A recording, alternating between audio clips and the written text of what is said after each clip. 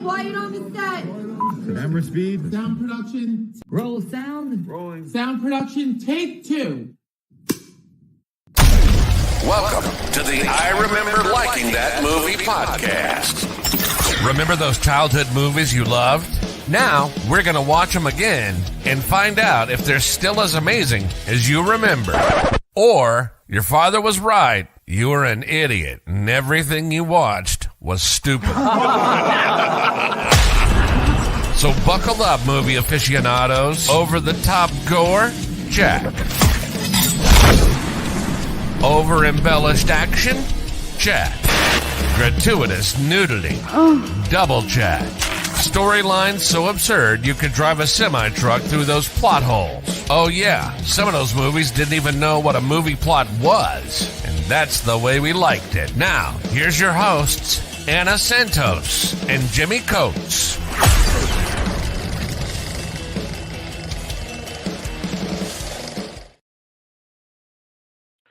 Welcome to the I Remember Liking That Movie podcast. This is our first drive-in double feature of August or summer of 2024. If you're listening to this, I guess if it's on YouTube, it'll be both in a row. But if you're listening to it on podcast, it'll be split up into 2. So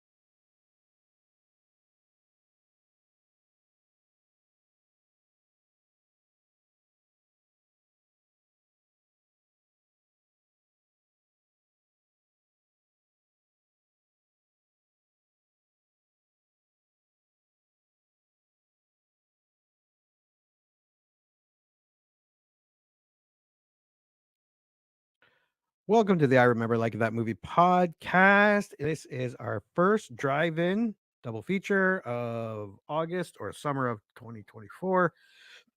If you're listening to this, I guess if it's on YouTube, it'll be both in a row. But if you're listening to it on podcast, it'll be split up into 2. So we're going back to the 90s. We have been in the 90s for a while now, but that's all right. Love the 90s. It's a wealth of movies for us. It's not our fault. It's the 90s fault. It's all because of the 90s. And we're going back to 1993 to, well, today we preview The Sandlot. Yeah. I don't remember a lot about The Sandlot. I think I watched it a couple times, or maybe even once, but it was around that time when I wasn't a little kid anymore. I was a teenager now, and I'm like, that's stupid. But I remember liking it when I watched it, but I never went back to it. So yeah, kind of the same. I think I watched it a few times in like the 90s, and then once in the 2000s as like The Sandlot. Ask me what the fuck happens. I know kids are playing baseball. yeah, I know it takes place in the 60s. The director, writer, this is about his childhood. Yeah. Pretty sure a ball goes over a fence. The big dog, right? Yeah, I remember that part. There's a dog. I don't remember how this movie starts. I don't remember how it ends.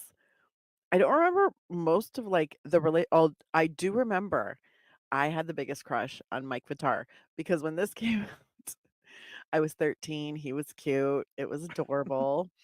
It makes sense. But yeah, no, it's one of, and I remember liking it. I just don't remember much about it. And in the 80s and 90s, early 90s, I guess, there was a lot of coming of age movies. There was, Stand By Me probably for me was probably the biggest one. But there were a lot more. Coming of age in sports or with sports. Yeah. The Mighty Ducks were very big around there. Like the first one came out just before the Sandlot, and the second one came out afterwards. I literally just blanked. I was like, I had another like 3. There's a couple that take place like in the 40s and 50s. I'm drawing a Yes. blank on too. But yeah, it was a But there common. was a lot of like, we play on a team, or this is how me and my friends interact. It's through Yeah. sport. And now we're going to learn life lessons. Yeah. So I believe this one is a little different than our visit to Camp Nowhere, where Yes. Camp Nowhere was very much kid oriented. This one's more, I think, family oriented, kid and family oriented. Yeah, I think this is one where they made it so that the adults could watch too, Yeah. where they weren't just focused on the kid audience. Right. Well, let's go. Oh, I forgot. Wait, take that off here. Watch. What? All right. Let's go to the box office.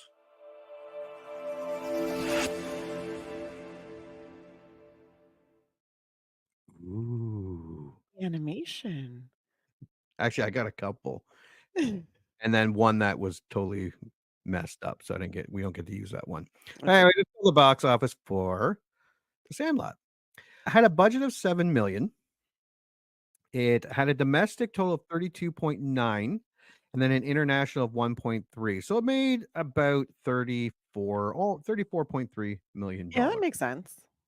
Not a ton of money, but not a failure. I'm sure they were happy. Honestly, for the 90s, a non-animated younger movie. Yeah. Yeah.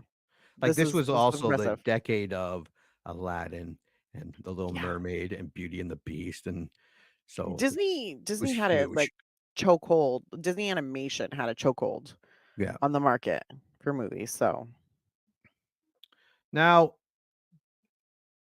of note, it opened at a distant second place behind Indecent Proposal. I remember that movie.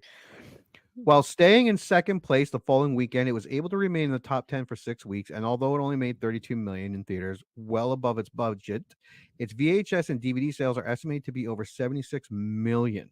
Jesus. And since its release on both VHS and DVD, it became a cult favorite. Hmm. And I just watched a YouTube video where just recently they had the cast of The Sandlot and they were doing interviews with them. But what was funny about it was they had all these Major League Baseball superstars Yeah. because they were kids in the 90s and they were talking about how much they loved The Sandlot. It was kind of cool. That's amazing. Yeah, and how much the movie influenced them to want to. Well, they like baseball, but it just helped them want to Yeah. be more. Yeah. Do. Okay, so let's get rid of view. Oh, and then this we got. Let's go to the tail of the tape.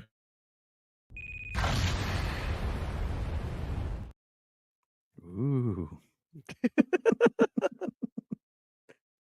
For those listening, those are animations for our YouTube broadcast. We record our broadcast live on YouTube Yes. on Friday nights at 7:00. All right, so let's go to the tail of the tape. 1993. Oh, I didn't put the month. I think it was May. Pretty sure it was May. It is considered a kids and family / comedy / drama. Is A rated lot of P. slashes.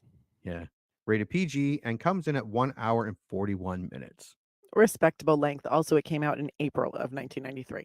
April in 1993, which is perfect for baseball. Mm-hmm.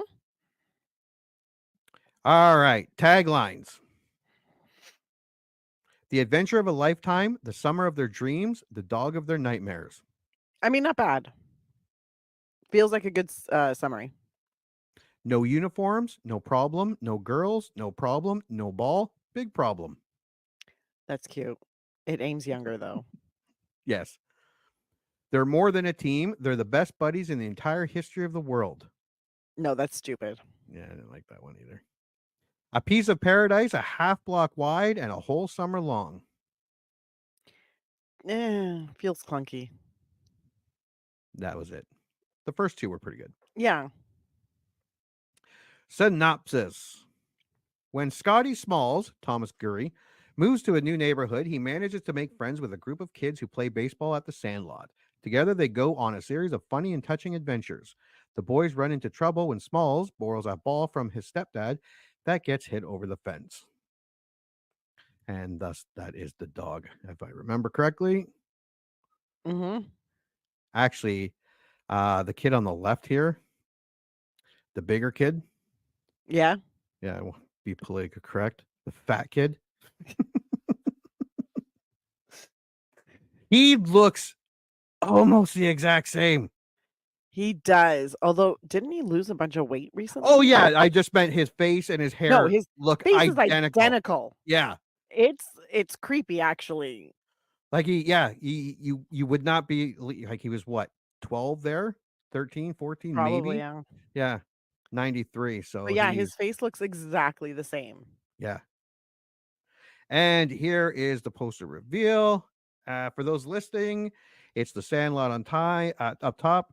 They're more than a team. They're the best buddies in the world, in the history of the world, is the tagline. And that just has the kids at the home plate, the fence behind them. It's an all right poster With their hands on the bat, with their hands on the as bat. you Yeah. do when you're deciding who gets to decide who pitches first. Yeah. Or go over the fence first. All right. Now, this is the animation's ruined for this one. So Oh, no animation for this one. Let's It's okay, go to one day. One day. Rotten Tomatoes. 62 critics reviews comes in at 65%, which is Harsh. not bad. Oh, okay. It feels harsh. It feel for a kids movie, yeah. When you get low on it, it's yeah. always harsh.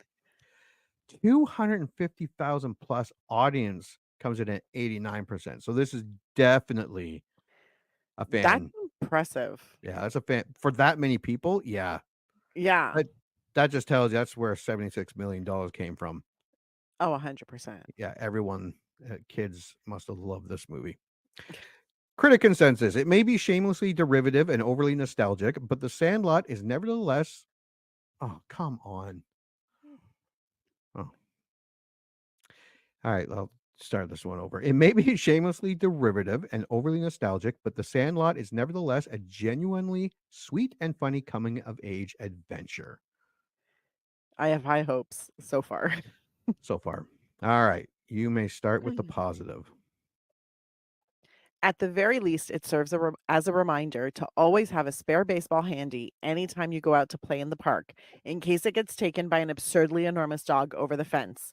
Chase Hutchinson, Collider, original score B+. I mean, solid advice. Yeah, it's not bad advice.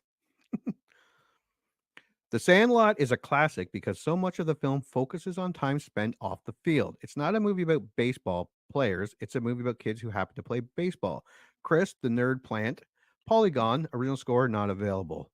His name isn't actually Chris, the nerd plant, but No, because he's not a nerd. okay. Go outside, nerd. Play some baseball, nerd. Go ahead. Utilizes effective editing, appropriately juvenile dialogue, and laugh out loud humor while capturing adolescent adventure with a genuine sense of innocence and nostalgia. Mike Massey, Gone with the Twins, original score 9 out of 10. Damn, Mike. You liked it. I'm feeling the love. The Sandlot is scene after scene after scene of nostalgia glasses viewed perfection. Scott Beggs, Film School Rejects, original score not available. Wow. The Sandlot almost does for baseball what A Christmas Story does for the holiday season. Evans clearly can still feel what it was like to be a kid, and his silly impetuousness gives his film its charm. Michael Johnson, Hartford Courant, original score not available.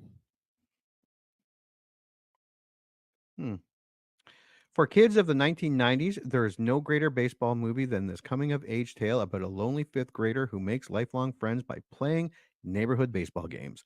Phil Villarreal, Sure. coed.com. Original score 4 out of 4. Damn. This is a movie that allows its kids to be kids, that shows them in the insular world of imagination and dreaming that children create entirely apart from adult domains and values. Roger Ebert, Chicago Sun-Times, original score, 3 out of 4. This is a lot of very positive, like. Yeah. But now we get to the rotten. Oh, And okay, what cool. I have found, either people seem to love this movie Yeah. or hated this movie. Uh, Here's another 90s movie that was beloved by boys, yet it probably won't hold the same charge for viewers not privy to the nostalgic vibe. Matt Brunson, Phil Fremsley, original score 2.5 out of 4. Yes, that's how nostalgic works. If you're from that, yeah, but I also get nostalgic for decades I was not alive in. actually that's true too. Yeah. Yeah. Yeah. So really Matt Brunson's an idiot. I mean, I'm not saying it. I am. I'm Stupid not Matt Brunson. I'm not gonna disagree. Rarely has 101 minutes seemed longer. Sky Staff, Sky Cinema, original score 1 out of 5. Ooh, Damn. 1 out of 5. Ouch. In the Sandlot's nostalgia for simpler times, a single-sex world seems to be a key component. David Kerr, Chicago Tribune, original score 2 out of 4. Okay, David Kerr. I got mad when I first read this one because Yeah. when you're in grade 5, 6, 7, 8, I remember going out all the time, and I'm from small town. Mm. I don't remember ever hanging out with girls from school. It was always the guys from school. I had no fucking idea what what girls were doing during the summer in grade 5, 6, and 7. Like we hung out and did stupid boy shit.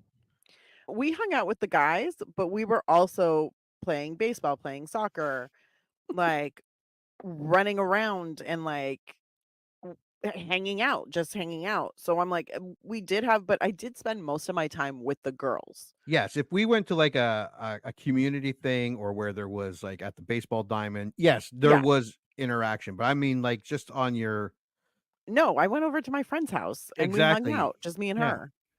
Or she came over to my house. So shut up, Dave Kerr. Yeah, Dave. The kids even have their own treehouse, which means that the production designer is the only person connected with this project who actually went out on a limb. Peter Rayner, Los Angeles Times, original score not available. Hey, Peter, it's okay. Not every movie has to be revolutionary. No. No.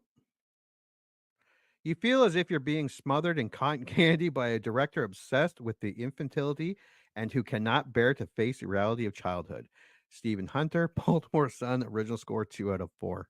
Who hurt you, Stephen? I and who knows, we might come back and agree with these people. I mean, very possible, but this just it sounds very like wow. It's just so anyways. The Sandlot is a safe, wholesome, patriotic family picture about baseball. And if there is an original scene, it escaped my attention. Peter Rayner, Los Angeles Times, original score 2 out of 4. For every field of dreams, there are a dozen lesser, completely incomprehensible baseball movies. This is one of them.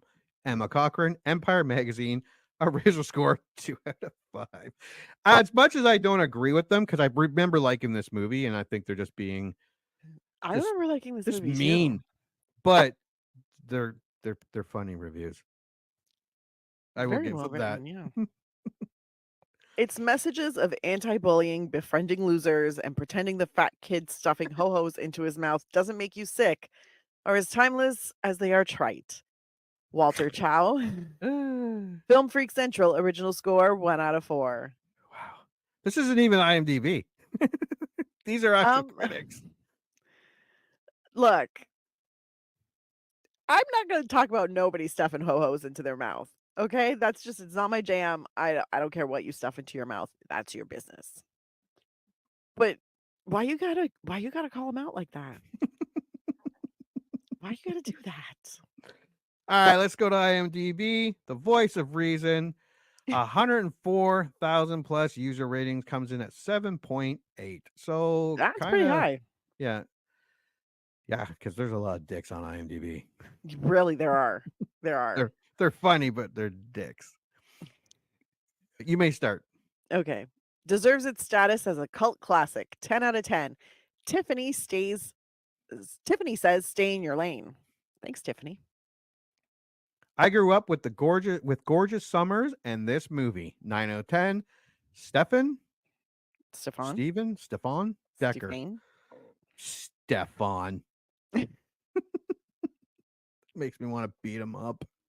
I grew up with gorgeous summers running from people who want to beat me up because of my name. Come here, Stefan. Jesus. One of the greatest childhood films ever. 8 out of 10. Quinoa, 1984. Stand By Me, toned down, made optimistic, and family friendly. 7 out of 10. Part-time critic. There was a lot of comparisons to Stand By Me. Well, That's yeah. a little unfair. One is a 60s child-friendly, kid-friendly, family-friendly. Stand By Me was written by Stephen King. I mean, you can't really compare the two. These are two very different movies. Yeah. So it feels like a disservice to both of them to compare. Yeah. I do love Stand By Me. Honestly, it has been so long since I've watched it. It's been a while. And I remember loving it, but it's also been a long time. Yeah. And for people listening, that is one of the movies in our drive-ins.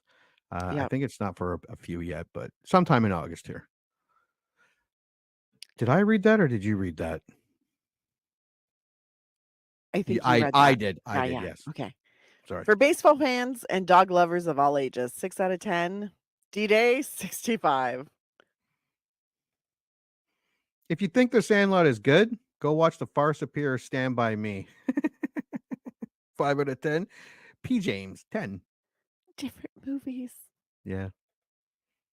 It needs some help. It's not good. 4 out of 10. Love and Tennis. Now, it does have, for those listening, there's a 1-star asterisk beside it. That means this was the only 4 out of 10. Oh, okay. There were no others. Disappointment of Herculean proportions.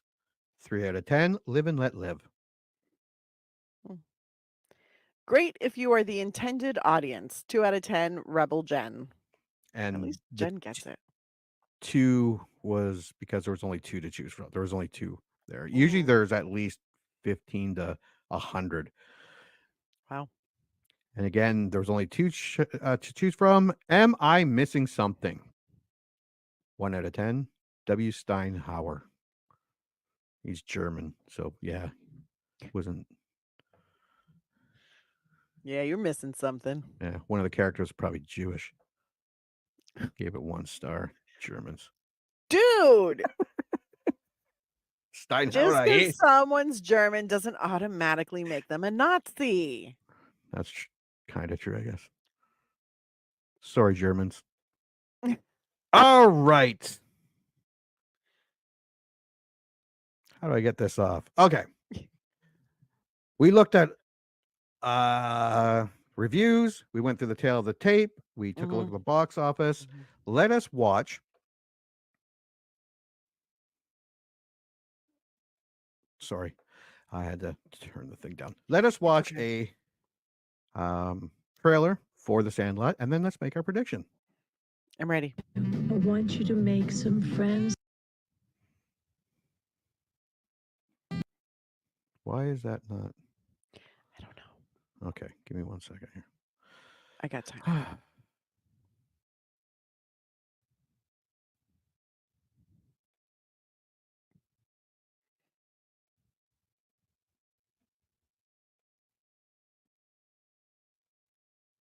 Da, da, da, da, da, da, da, da.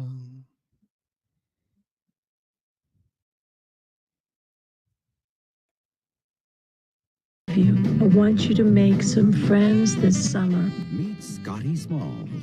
Kale, get it! The kid is a L7 winning. My life's over. Man, this is baseball. You gotta stop thinking. You just have fun. Climb trees, hop fences, get into trouble. Just stand there and stick your glove out in the air. I'll take care of it. Now he's in. Yeah! All right! With the coolest guys in the neighborhood. They've got the look. Wendy Peppercorn. Wow. Hey, girls. They've got the moves.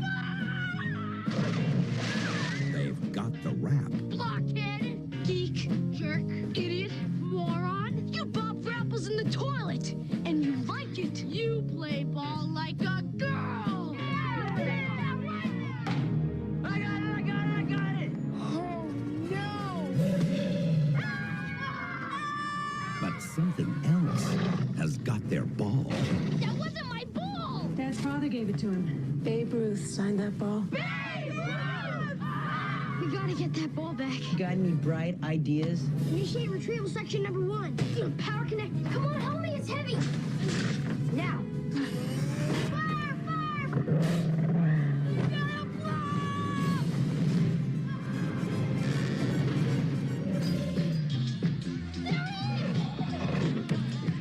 Mommy, look, a doggy. Ooh, a big doggy. 20th Century Fox presents Hey guys, it's the Sandlot babies. You're the ones that making all that racket. A Lifetime of Adventure. Come on, Squid, you can do it. Pull through, bud.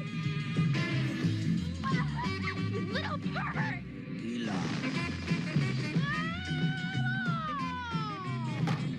The Sandlot.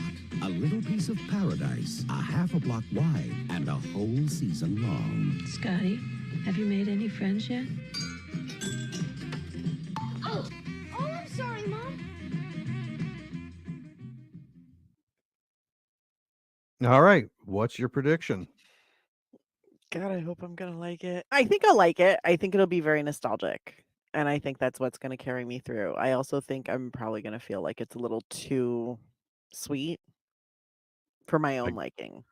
Like the cotton candy comment? Yeah, kind of like Yeah. that.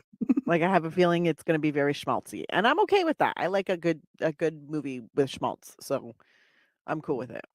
Yeah, it looks all right, but you're right. It kind of does. It's really skewering the kid, more kid than family. Yeah. Yeah, which is all right. If it's doesn't I mean mean it's gonna be horrible. it's fine, but also the actress that plays Wendy in The Sandlot is in one of my favorite movies of all time, Bubble Boy. And Oh, Bubble Boy. This movie's so dumb. I love it so much. Oh, it's funny, but yeah. Yeah, she's also in Scream and like the 2022 one where they refused to call it Scream 4 because they're assholes. But anyways, she's in it, but I saw her face and I was like, that girl has barely aged. She looks almost identical now as she Yeah. did in 1993. Good on ya, Marley Shelton. That's her name. Good on ya. But yeah, I think I'm gonna like this movie, but I think I'm probably gonna roll my eyes a couple times at how like saccharine it is. Yeah, I can see that. Okay, well, we are going to go watch The Sandlot, and when we come back, we are going to review it. Let's all go to the lobby. Let's all go to the lobby. Let's all go to the lobby to get ourselves a treat. Delicious things to eat. The popcorn can't be beat. The sparkling drinks are just dandy. The chocolate bars and the candy. So let's all go to the lobby to get ourselves a treat. Let's all go to the lobby to get ourselves a treat. And now, on with the show.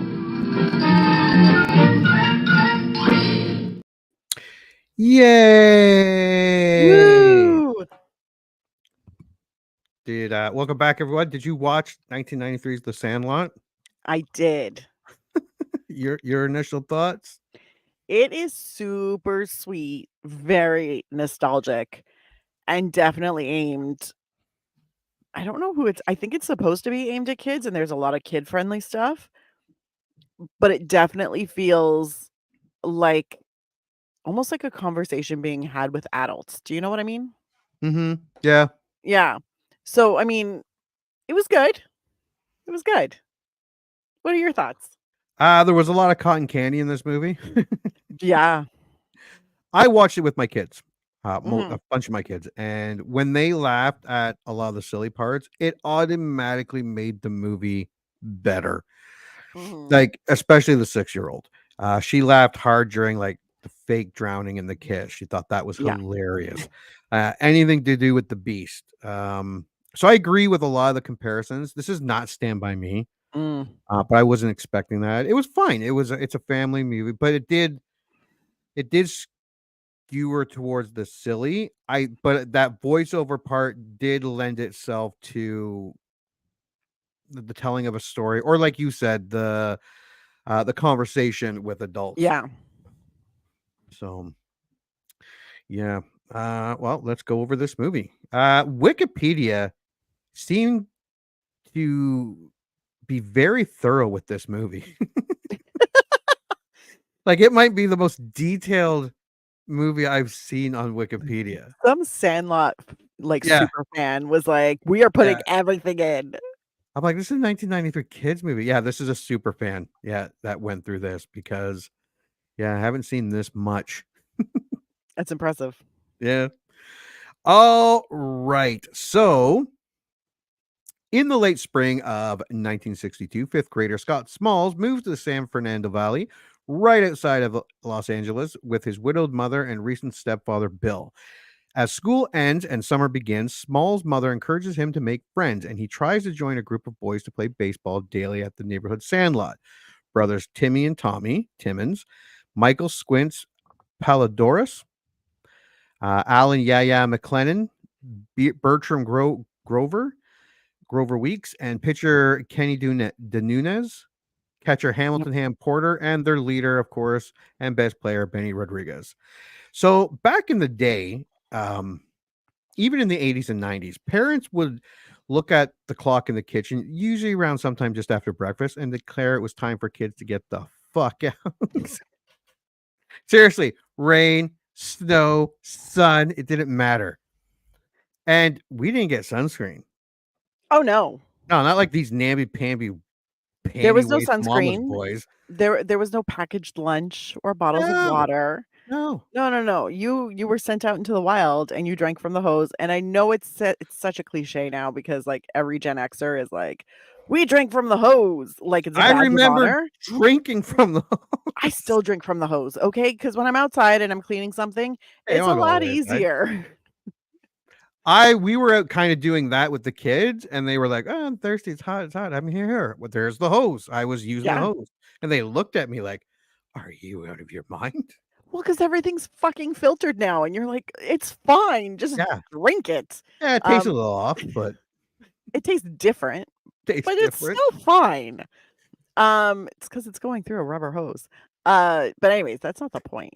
The No. point is a lot when we were younger, and like it's probably from the 50s, 40s. You went outside. Yeah, And and you spent gathered with whatever day. children were out there, and you played whatever was being played. Yeah. And that was it. Yeah, and the sunscreen thing. I was trying to remember. I'm like, we got sunscreen if we went to the beach. Apparently, the sun was much more dangerous at the beach. Well, that's because you're actually Well, yeah, you got your like shoulders and your back, and yeah, like the parts that don't see the sun normally are seeing the sun at the beach. but I When don't you're outside, remember it's like getting pinks. really burnt just from spending the day outside. Maybe I did. I don't know. I never did. No. But I never used to burn very easily. I just turn a lovely tan color. Oh, lucky you. I know, it's really nice. Now I'm burning more. I think my skin has just gotten more sensitive as I've gotten older.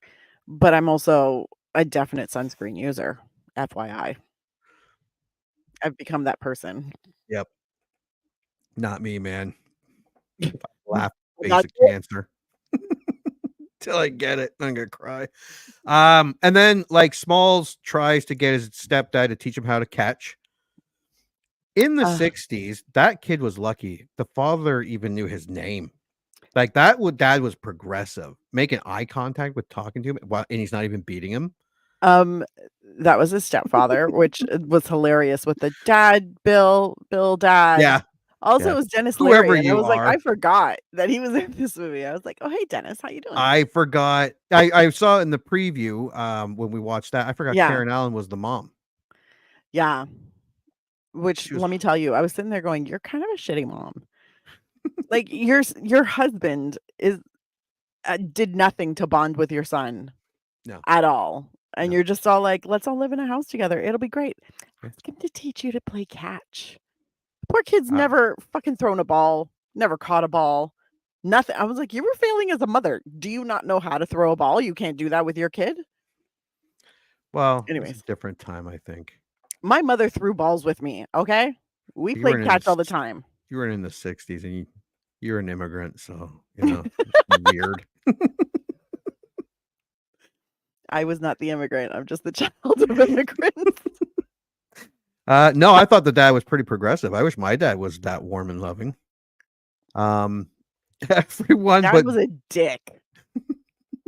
everyone but Benny laughs at Small's lack of ability, and in an attempt to play catch with his stepdad, I gotta have myself here. Bill injures Smalls and leaves him with a black eye. That's funny. That was funny. But the dad was totally annoyed at how shitty this kid was at sports. Right? Like, it was not even like, and it was a great kind of juxtaposition because, like, you have Benny who's all like, guys, stop laughing. Like, let's teach him. It'll be great, whatever.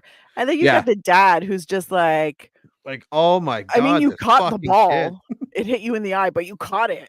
Yeah, Good for you. And he's I just got like, put some ice on it for an hour. yeah. I got this No, I'm hot piece sorry. of ass, but her kid, my god, can't even fucking catch a ball. Nevertheless, Benny invites him onto the team and helps him improve his skills and earn the boys' respect.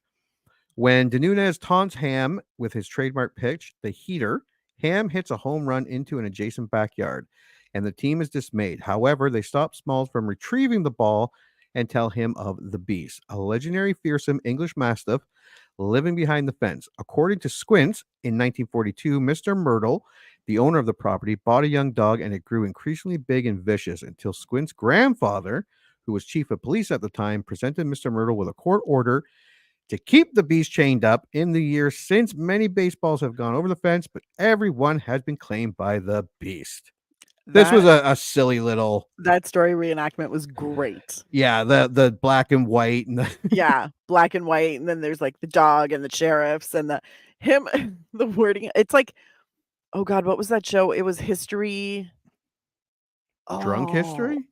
Drunk History, yes, where they have the reenactments, but it's playing Mm. out to like the telling of, and all my favorite part is when the sheriff is like, forever, Yeah, forever, just kept repeating it forever. like the kid. Like it was an echo. It was amazing. And this was like this was really, the movie was really getting into kid, like, which is fine. It's just, it wasn't family like I was expecting, like say Goonies, Princess Bride, Jumanji, E.T., Willow. This is more Little Rascals, Harriet the Spy, Casper, Dennis the Menace, Beethoven, which again is fine. Mm, But again, I think it was much better watching with kids. Like when we watched Ernest Saves Christmas, yeah. we both agreed that it's way better to have kids around to watch Ernest Saves Christmas. Yeah. Don't get me wrong. I think most kids would get it, but I Yeah. think it depends on, because I don't know how many kids are going to be like, well, why didn't they just like knock on the door or get their mom to do it? Or like, and you're like, buddy, the parents weren't around. No. Nobody had a cell phone to like text their mom and be like, hey, can you get me another pack of balls? Yeah, your mom's not going to go all the way across town just to go grab a ball for you. Jesus. One particularly hot day, the team opts to go swimming at the neighborhood pool in lieu of baseball. While there, Squint fakes drowning to receive mouth-to-mouth resuscitation from lifeguard Wendy Peppercorn. Okay, the ass shot threw me off when she was walking by. I'm like, how Yeah. old is this girl? Should I be watching? Should I be hiding my eyes? But I did look it up. She was 18, 19 when she shot this, and I think she was a senior in high school. Yeah. I can't remember, which is weird because he's in grade 5, but anyways, we'll get there. Squint fakes drowning to receive mouth-to-mouth resuscitation from lifeguard Wendy Peppercorn, with whom he has a crush. He kisses her and she kicks the boys out, but as they leave, Wendy waves at Squint with the warm smile. My 6-year-old fucking howled at this. I don't know why. She just thought it was funny. Yeah, honestly, the kid who plays Squints is, well, he's not a kid anymore. His name is Chauncey Leopardi. God bless Chauncey, because my God, that kid in in the pool with the glasses, wiping the glasses with his hands, Oh yeah. putting the glasses back on, and just repeating over and oiling and rubbing and rubbing and oiling and Yeah, and that's then he pretty good. gets out of the pool and he's like shaking with like, I don't know, nervousness, anxiety, excitement, whatever it is, but he's like shaking, like he's tuned. You're like, oh my God, that kid's so worked up. And then he like just drops in the pool. Yeah. And they're like, he can't swim. They're just staring at him like, what the fuck? And He's then at you the see bottom. Wendy jumps in, pulls him out. It's wonderful. It's exciting. Gives him CPR. That face he makes to his friends Yeah, the right before wink. she goes back. Yeah, His that was eyes pretty good. pop open, he smiles, he winks, he's like, "Oh, yeah." And then she goes in from mouth to mouth, and the hand comes up, and I was like, "I Yeah, gotta he get grabs her it by again." the hair and just like, Yeah, and then she, like, loses her shit. Valid, valid, because some creepy kid just tried to drown himself so that he'd get her lips on him. Weird as fuck, but funny, it because was it w funny. the reason why it was funny was because of the lead up. It was Yeah. almost like the kid was possessed. Yeah. He had no control. He's like, he snapped and went and did it. And you're just like, I mean, I get it. And then all the kids were banned from the pool for the rest of their lives. And I like Porter when he walked in, he's like, ladies, what's up? Hey, how you doing? Then Cannonball drops in, splash all over Yeah. them. Which, if you are a girl at a pool, you hate that. Guys kind of laugh it off and then they jump in the pool themselves, and you're like, bitch, I wasn't planning on getting my hair wet. Yeah. The team plays a 4th of July night game by the light of fireworks, and Smalls observes that to Benny, baseball was life. This was cool being able to play at night, and the spread on the 4th of July. Where's this world gone? I gotta move to Middle America. Like walking out my front door to a buffet. I'm sure there's nothing wrong with Middle America if you live there. Congratulations. I don't mind a block party by all means. Let's have a block party. But did you know every single table had like either dry ass ribs or hot dogs? Yeah. Yeah. I was like, can nobody get creative? Do you Make a not have burger. any family in the neighborhood that can cook real food? Like, is this it? You're just hot dogs and dry ass ribs? It's nice though. I like a block party. But I was like, why is what's his name? Smalls calling into the house when everybody else is on the street and being like, "Mom, I'm gonna go out." I was like, why is your mom not outside with everybody else? Maybe she's getting more hot dogs. And maybe she's getting her husband's hot dog. Yeah. Ew. Maybe. Get out of here, Smalls. A lot of I remember some community events like when I was a kid, because like I said, I am from a smaller town, and there was food. I don't think it was free. I think you paid for it, but I mean it was 80s and 90s, so it was very laughable. It did not cost a lot. I grew up in Toronto, so there are literal festivals all throughout the summer, all over the city. Yeah. When you live in those small towns, you don't get that. Yeah. Unfortunately. They later play against a snooty rival Little League team and win. First, my 6-year-old laughed when Porter ends the insulting by telling them that they play like girls. She thought that was hilarious. But I do say that all the time. I have all girls, Yeah. all of them, and there's a lot of them. And I'll be like, you throw like a little girl, you hit like a girl, you play insert name of video game here like a girl, you cry like a girl. My wife gets so mad. Valid. But my 6-year-old loves it and laughs and repeats it. And let me tell you, you have not been smack talked till a 6-year-old girl comes up behind and passes you for the win in Mario Kart, and then proceeds to tell you that you drive like a girl. Like, you little dick. She's emulating what you're showing her.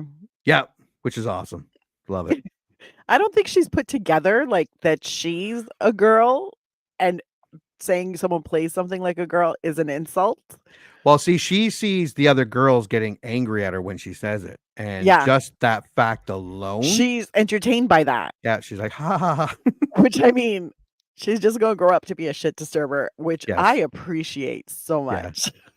Because those are the ones that change the world, the little shit disturber girls. Yeah, she's But gonna change something.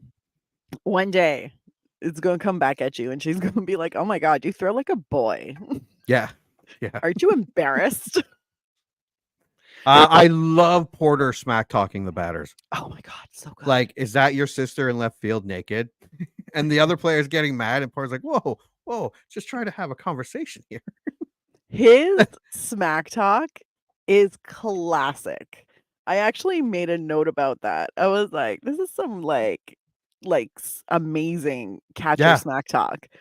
It's just enough to kinda get the batter, like, off their game and kinda riled up.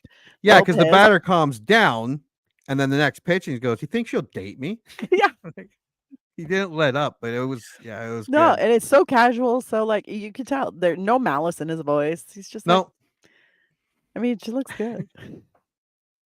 They later celebrate at a fair where a combination of chewing tobacco obtained by Bertram and riding the Trabant causes a huge sickly mess. Yeah, for some reason in my head, I thought it was called a tilt-a-whirl. God bless you. And all of the other Thanks. gods too. I thought it was a tilt-a-whirl too.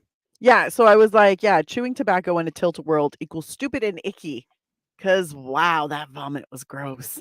Yeah, I had to explain the chewing tobacco to the kids, and because most were grossed out, not the 6-year-old, of course. Like she was just laughing, but it was gross. Like everyone's like, It was. gross, and she's like, Although look at all the I puke. gotta give these child actors, like, props because their faces, they were making genuinely, like, sick Yeah, looking faces. yeah, And I you was can like, "Oh, tell I that feel that."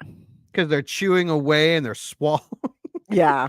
and they're looking, and then all of a sudden they're like, oh, oh, and the amount of puke that just It's fantastic. And then they come yeah, off the ride with puke on them, and you're just like, "Oh!" And yeah, it and looks sticky. the guy doing didn't even seem bothered by it. I'd be like, what the fuck? Look, Like buddy, what? if you're running that ride, you ask any carny, they're gonna be like, "Oh, yeah, puke doesn't even bother us anymore." Yeah, just grab the hose, Yeah. pull the hose off, or take a seat. Ugh. I remember one time I was at going on a roller coaster, and it was a long, long line, and we went to get on, and someone was that peed. They peed. You could tell they peed the Yeah. seat, and the guy's like, "Dude, get on," and we're like, me and my cousin were like, "Yeah, I don't think so, dude. I'm not sitting in that." And then he looked over and he saw, and yeah, he was just because he had to go get the paper towel. He had to Yeah. spray it. And, That does get on your nerves where you're just like, "Fuck." yeah. Well, that's part of the job. One day, Benny hits the cover off the team's only ball, much to the team's amazement, with Bill away on business for a week. I kind of read that weird. So he hit the He hits the ball and he knocks yes. the stuffing out of it. Yeah, and Bill was away that week, right? Okay, yeah. Yeah. So Progressive 60 Dad leaves him as man of the house. Yeah, for a week to go away for a week on business. Yeah, and no threats were given. Like when my parents left me alone with my brother, I was given strict instructions with very detailed punishments that would endure if said instructions were not carried out as stated. The mom was still in the house though. Like That's she true. was still there. Yeah. So he didn't have to leave instructions other than you're the man of the house now. Which, Yeah. by the way, what the fuck is a fifth grader going to do to be the man of the house? He going to fix the roof? No. Yeah. So fucking. Anyways, that always drives me nuts when I'm like, you. Uh-oh. She froze. Let's remove her. Add her. Can barely. Oh.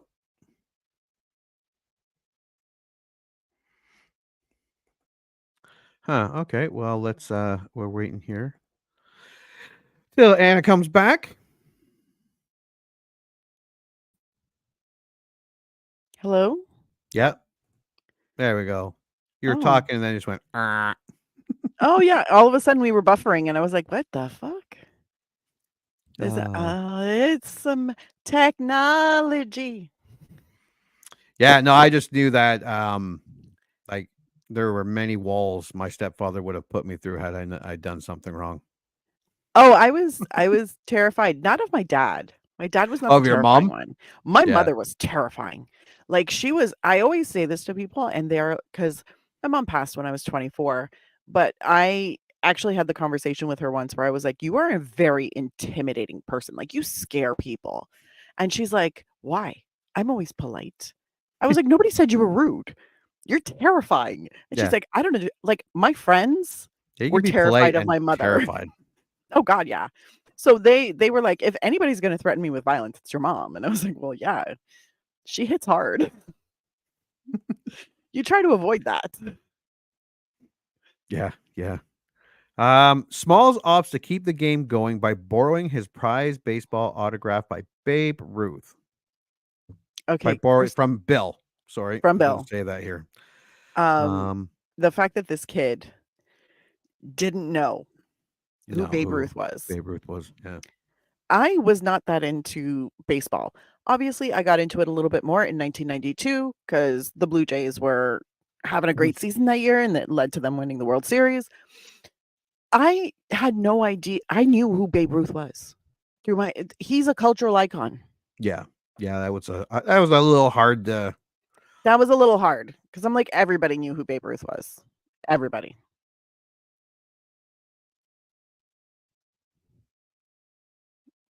You're muted, my friend. I was like, what? So much silence. no, this kid would have had to be completely out of it to not know Yeah. who Babe Ruth was. Okay, where were we? Okay, unaware of its value, he hits his first home run, sending it into the BC yard. When the team learns of the autograph, they quickly buy another baseball and forge Babe Ruth's signature on it to be a temporary replacement while they come up with a plan to rescue the autograph ball. This was actually very clever because I thought they were trying to replace it. Yeah. And they were like, oh, it's just a placeholder until we can get. I was like, oh, yeah, for sure. And then I looked on the baseball when they put it up, and I was like, is that an E on the end of Ruth? Oh, yeah. Yeah. Did they misspell that? Yeah. The mom didn't notice. Well, she was waxing poetic about who Babe Ruth was. I Yeah. was like, yo, even your mom knows who he is. Like, Yeah. come What on. up, kid? Smalls suggests going to Mr. Myrtle for assistance, but Squints insists Mr. Myrtle will not help them. The team attempts to recover the lost ball with various makeshift devices, but each attempt is thwarted by the bees. Kids love this part. This was funny. It was very funny, and it was so interesting to see the many options. Yeah. Like, it started with just a stick. Yeah. The And then it just stick. kept building and building and building and building. And I was like, God, this is awesome. Yeah. They made the periscope. Yeah. The metal tracks Yep. for the boys' marble run and robotic shit, and the pot connected, the 3 vacuums. The 3 vacuums was awesome. And then the catapult. The catapult. Yeah. I was like, this is actually really ingenious. And it's nice to see.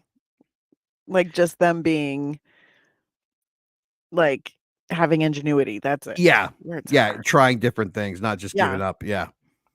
As Small prepares to accept his fate, Benny dreams of the spirit of Babe Ruth, who advises him to rescue the ball himself. Heroes get remembered, says the Babe, but legends never die. Follow your heart, kid, and you'll never go wrong. I love and hate this part at the same time. Yeah, so the base goes to Babe Ruth, tells the kid to run into a backyard to basically get mauled by Cujo. Thanks, I babe. mean, it sounds like Babe Ruth. No, it doesn't. Yeah. Apparently he was a very, very nice man. But yeah, no, I have like I kind of hated it because I was like, this seems so out of place. A little Especially bit, yeah. because Babe Ruth like materializes out of his closet, starts in black and white pixelated. And I was like, this is odd. But I'm like, I kind of understand also because Benny is baseball obsessed and apparently really, really loves Babe Ruth. Yeah. So, I mean, if anybody's going to tell him to run into the backyard and get the ball, it's going to be Babe. Okay, so equipped with a new pair of PF flyers, Benny retrieves the ball by pickling the beast and leaping back over the fence. But the dog breaks its chain and chases him through town. Again, 6-year-old thought this was hilarious. All of it. Yeah. The Knocking cake, over garbage, garbage, avoiding the cake. getting the ass bit by the dog. All of it. Yes, all of it. Like it's a great chase scene. I'll give them that.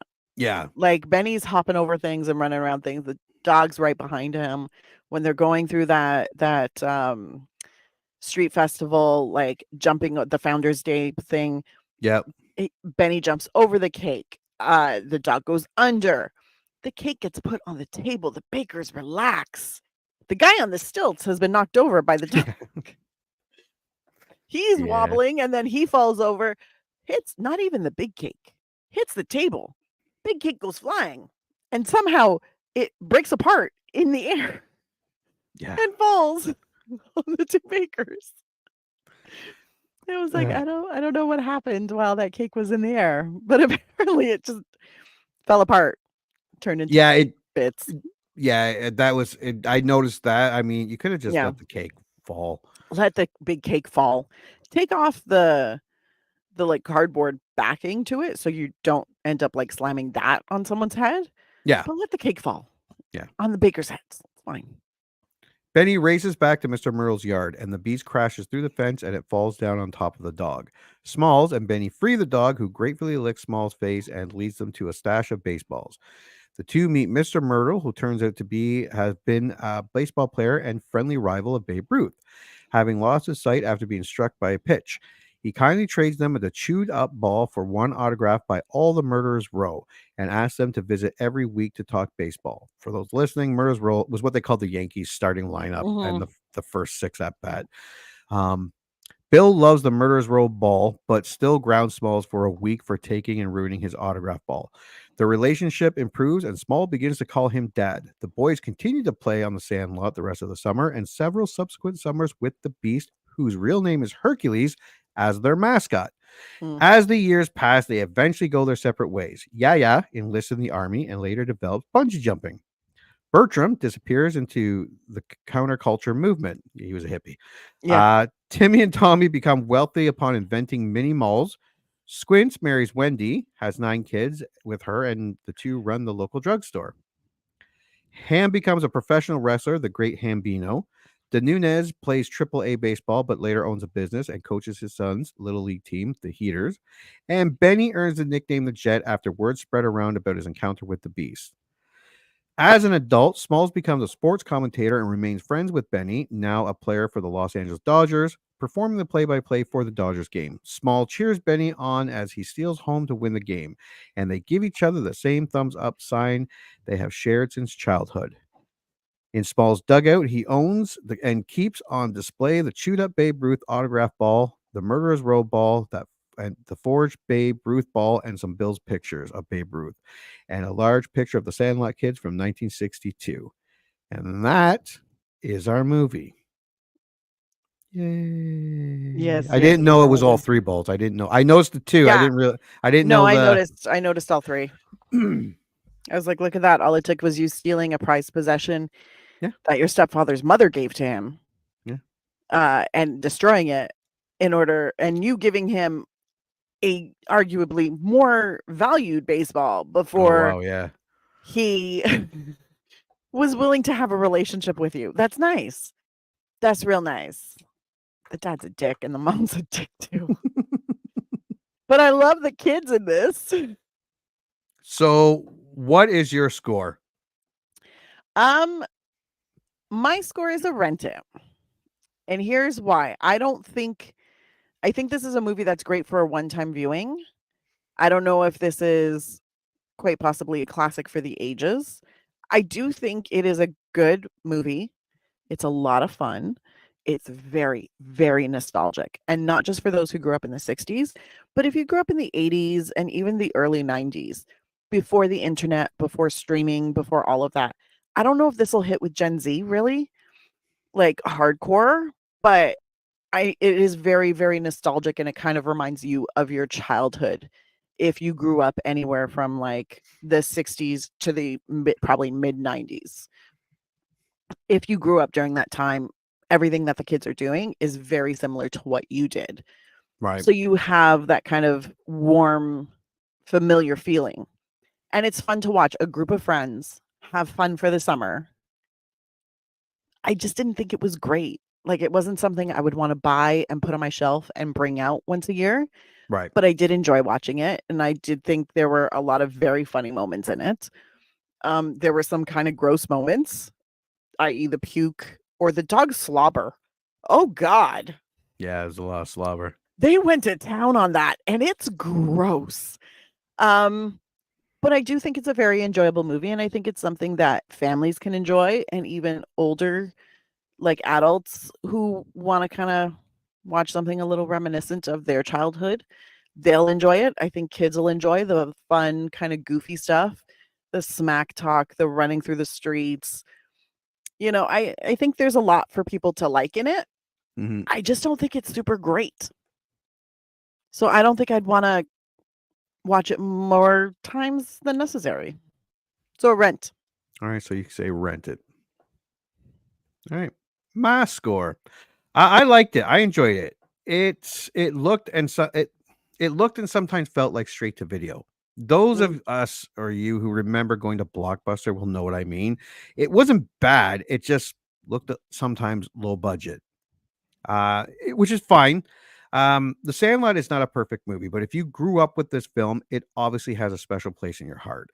It's still all here, and while fun to watch, I feel this would not be as much fun had I not watched it with my kids, and that is part of the fun and magic of these movies. But in reality, I don't think I would have enjoyed it half as much had I watched it alone. I remember liking this movie, but it was not a childhood favorite for me. So I don't have that connection with it. Mhm. And those of you that do remember it as a childhood favorite probably already own it. But if you do remember liking it and have not seen it in some time, this is a great movie to watch with kids on movie night. Rent it. The kids will find it funny, girls or boys. It's silly and heartfelt for all the right reasons. If you don't have kids, I'd wait for a stream, maybe Mm. Disney Plus. Without your inner child having already seen it 100 times, or new kids discovering the silliness with you, this movie might have a little too much cotton candy to go at it alone. So I say rent it. Yeah. Yeah, it's worth a rent. Like you said, I'm not gonna put it on a shelf. I'm not gonna put it in my Amazon movies or whatever. Yeah, I'm Yeah, I'm not buying this to keep it, and I'm not rewatching it a lot of no, time. However, I I enjoyed did enjoy. watching it. Yeah, I had a lot of fun watching with my kids. It was a Yeah, good time. Yeah, and I think it was very nostalgic, and it gives you a warm, fuzzy feeling, and you feel really mind you, I also have that feeling about most sports movies. yeah. Like, I teared up at the end of this, even though, Benny's character had a very offensive mustache, I still teared up because I was like, "That's fucking beautiful." Friends in sports, he's a pro.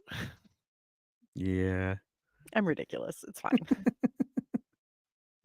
All right, that was two rent it. So for the podcast, um, yeah, I'll do that at the end. I'm trying to think ahead for editing, but whatever. I'm gonna bring it up. We are now going to go to our second feature of our double feature drive-in special, the River Wild. So we are going to preview the River Wild first and then review it. So without further ado, we are going to move on to the next movie of our double feature. Welcome to the I Remember Liking That Movie podcast. This is for the podcast part because if you're listening to this, it's broken up to two. But if you're watching live on Friday during our YouTube recording every Friday at 7, this is a double feature. Oh, for the love of fuck. We are still in the 90s for our double feature at the drive-in, and we are going to 1994 to watch a movie that I remember really liking, but have not seen in a long time, The River Wild with Meryl Streep. Yes. I had forgotten this movie existed, until you mentioned it. And then you mentioned I was like, "The River Wild, what?" And then you mentioned Meryl Streep, and I was like, "Wait a second. I've watched this movie." Yeah. I remember really liking it, but for some reason in my head, I thought it was a TV movie, like a movie of the week.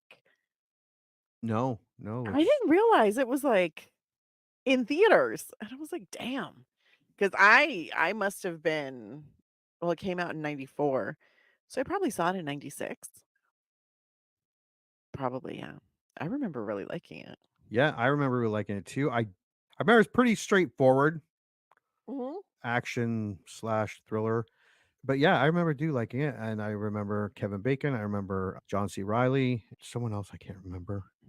But yeah, Yeah, this movie is one of the reasons why I will not go whitewater rafting. One of them.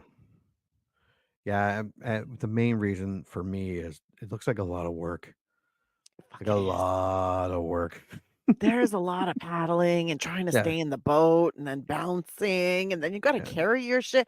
I've already portaged once with a canoe.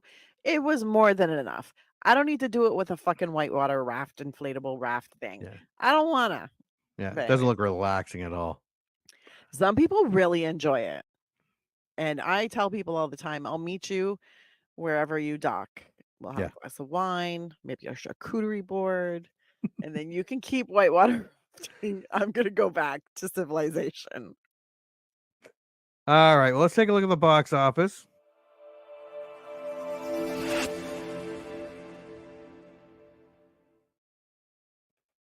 Ooh. So fancy.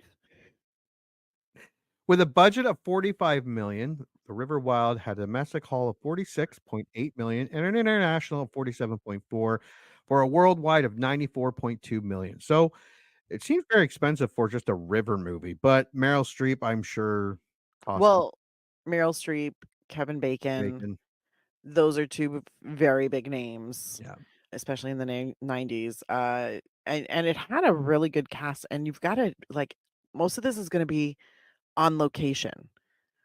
So a lot of the budget's gonna go to trailers, craft services, Yeah. catering, uh, insurance, like, God, the production manager in me is losing her mind. She's like, "Oh my god, there's so much to plan. What's the But bathroom situation?" you're outdoors. There's a tree. The There's a fuck you bush. say? There's bushes over You are there. not making Meryl Streep cop a squat in a Yeah. bush, okay? Here's some toilet paper and a shovel, Meryl Streep. Oh, wait. That's not this. That's not this. Wrong drive-in. Yeah, there wasn't really much. Let me just double check. Yeah, no, there wasn't. So it made some money. Yeah. It just wasn't. It wasn't a blockbuster, which No. is probably why I thought it was a TV movie as opposed to, like, a Yeah, this theatrical release. this definitely was probably a blockbuster rental. This was probably Oh, maybe yeah. even TV. I don't know. It maybe when it came out on HBO or Showtime or something. I'm not sure, but I did not go to the theaters and see this movie. Oh, no, neither did I. But, I mean, I think it's the idea of Meryl Streep in what looks like an action movie Yes. that confused people. Yeah, she's not known as an action. Yeah. No. But I remember her doing really well in this. I remember liking it, so she must have did okay. Yeah. All right, let's go to Well, tail of the tape.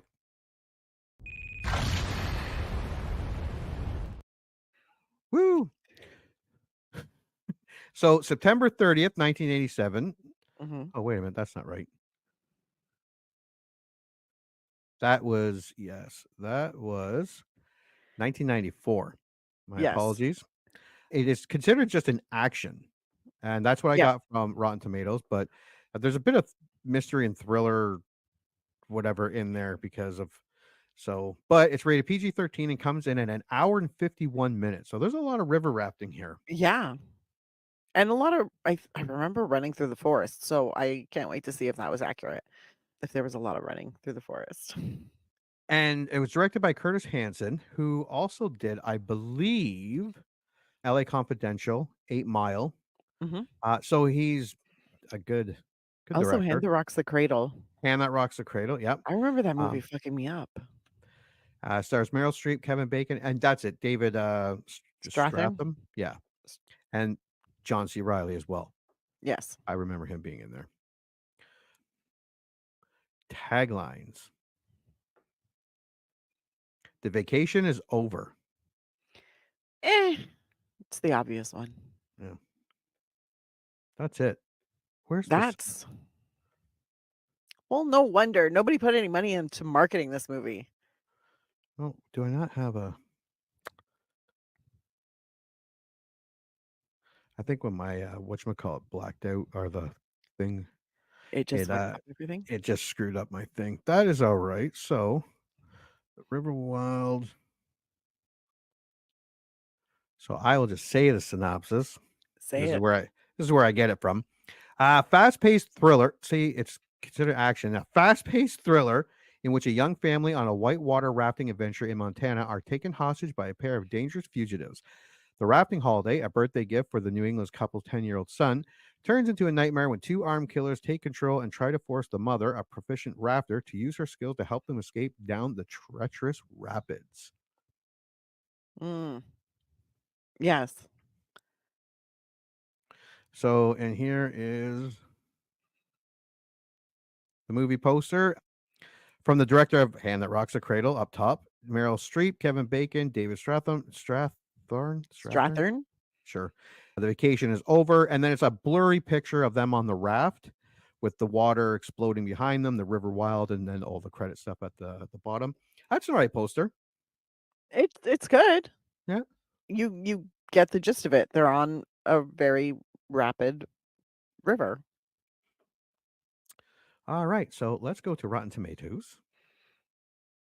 40 critics give this, comes in at 63%. Okay. 25,000 plus audience comes in at 52%. Huh. So Interesting. let's start with the positive, and you may begin. I'm ready. This is the movies and director Curtis Hanson throws so much water at us that we are too enjoyably discomposed to think anyway. Nigel Andrews, Financial Times, original score not available. That feels like word salad. It's like me when I do my reviews. Nigel. The sympathetic characters are likable. The chief villain, someone you hope to see blown away. The stunt work on the rapids is terrific. Philip French, Observer UK, no original score. See, that's the kind of review I like. Yeah. It looks like an action movie, sounds like an action movie, but there's a lot more going on here. Oz, Hollywood Bitch Slap, original score 4 out of 5. The perfect high old time for audience in the mood to be tossed into the spin cycle for a pulse pounding thrill ride. Peter Travers, Rolling Stones. There is no original score. I feel like Peter used to work in advertising before this, and his job was to write like jingles and stuff. I'm just saying. This the film is energetically directed by Curtis Hanson, and it's certainly a refreshing change to see an action heroine at the helm, bossing all the men about. Sheila Johnston, Independent UK, no original score. Yeah, you should come to 2024. Yeah. That's the only movies they make is women bossing men around. It's not Hollywood's fault that they finally realized how the world works. I'm just saying. Well, just overcompensating. Where's Burt Reynolds? Okay. Let's go to the rotten. Streep never looks truly comfortable in the role, lacking the presence of Sigourney Weaver or Gina Davis. Ooh, meow. James Crute, stuff.co.nz. Whatever. Real NZ. score 2.5 out of 5. That's because James Crute is coming to us from New Zealand.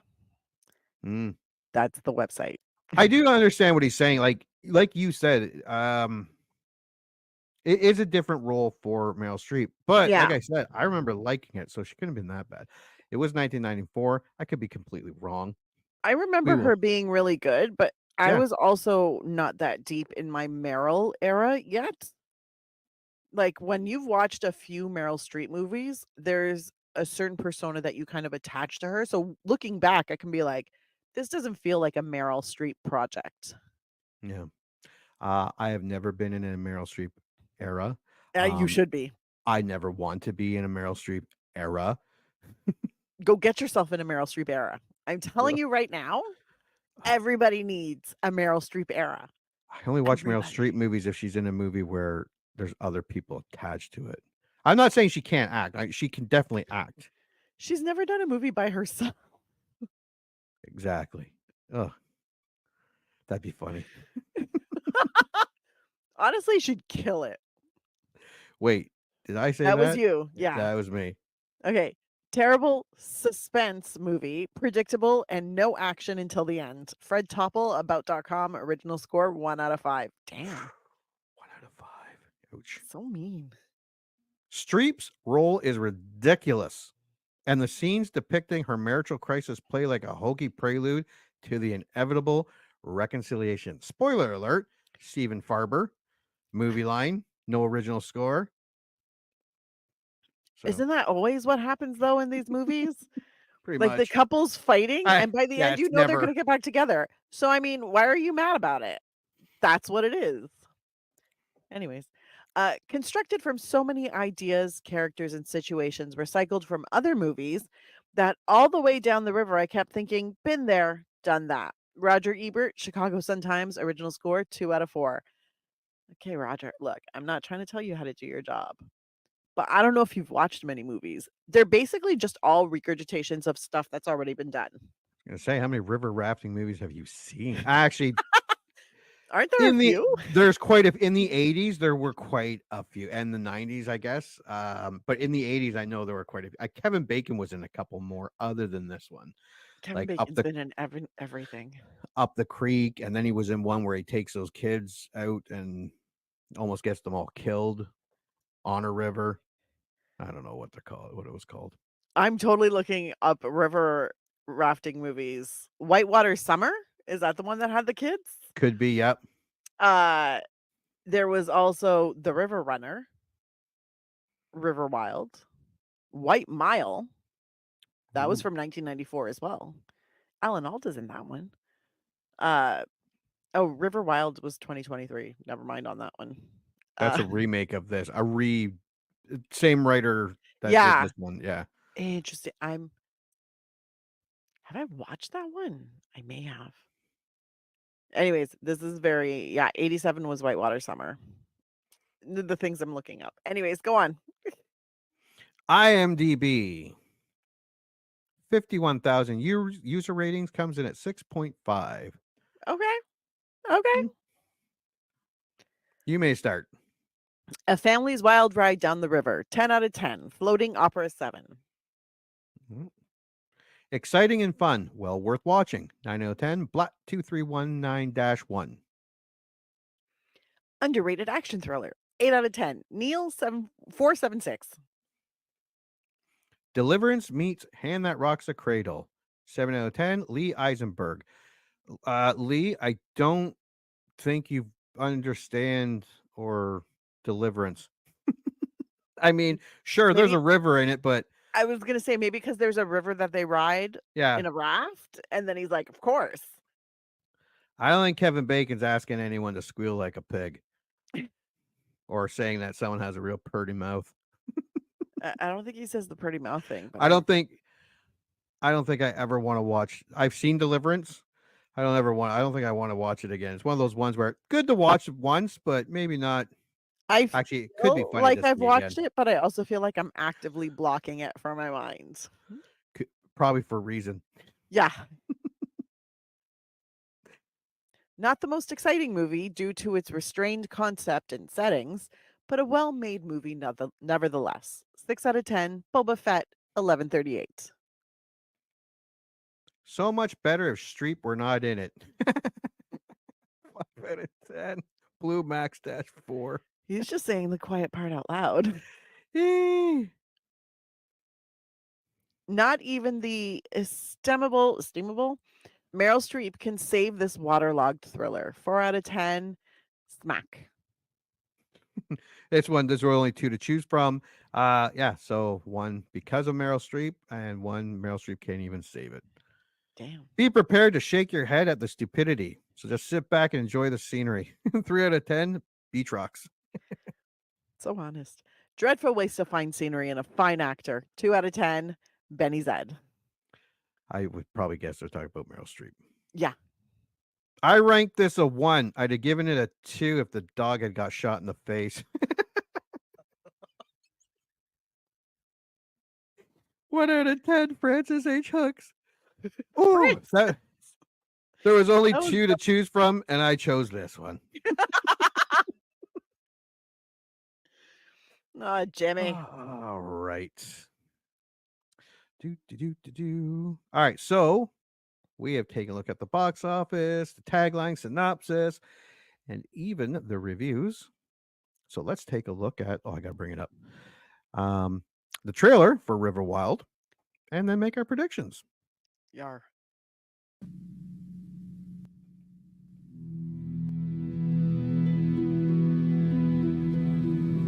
People don't do the gauntlet anymore.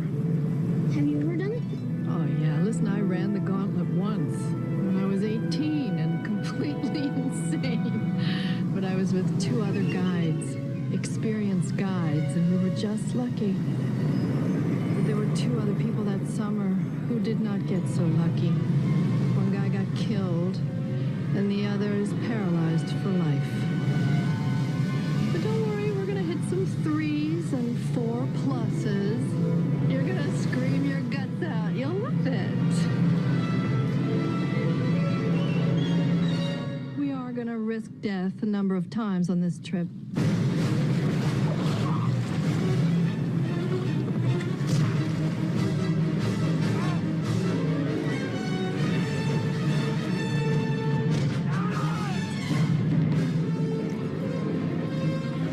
Is it coming?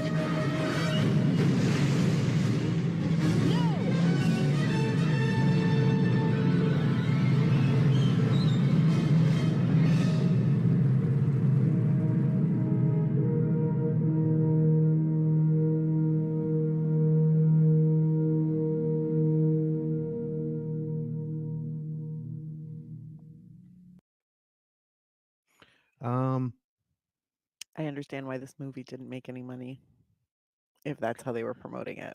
Yeah, that is the weirdest. It's a 'Kay. terrible trailer. So you're taking your 10-year-old son and you're telling them about the story when you did it. There were 2 other people with you. One died and the other became paralyzed.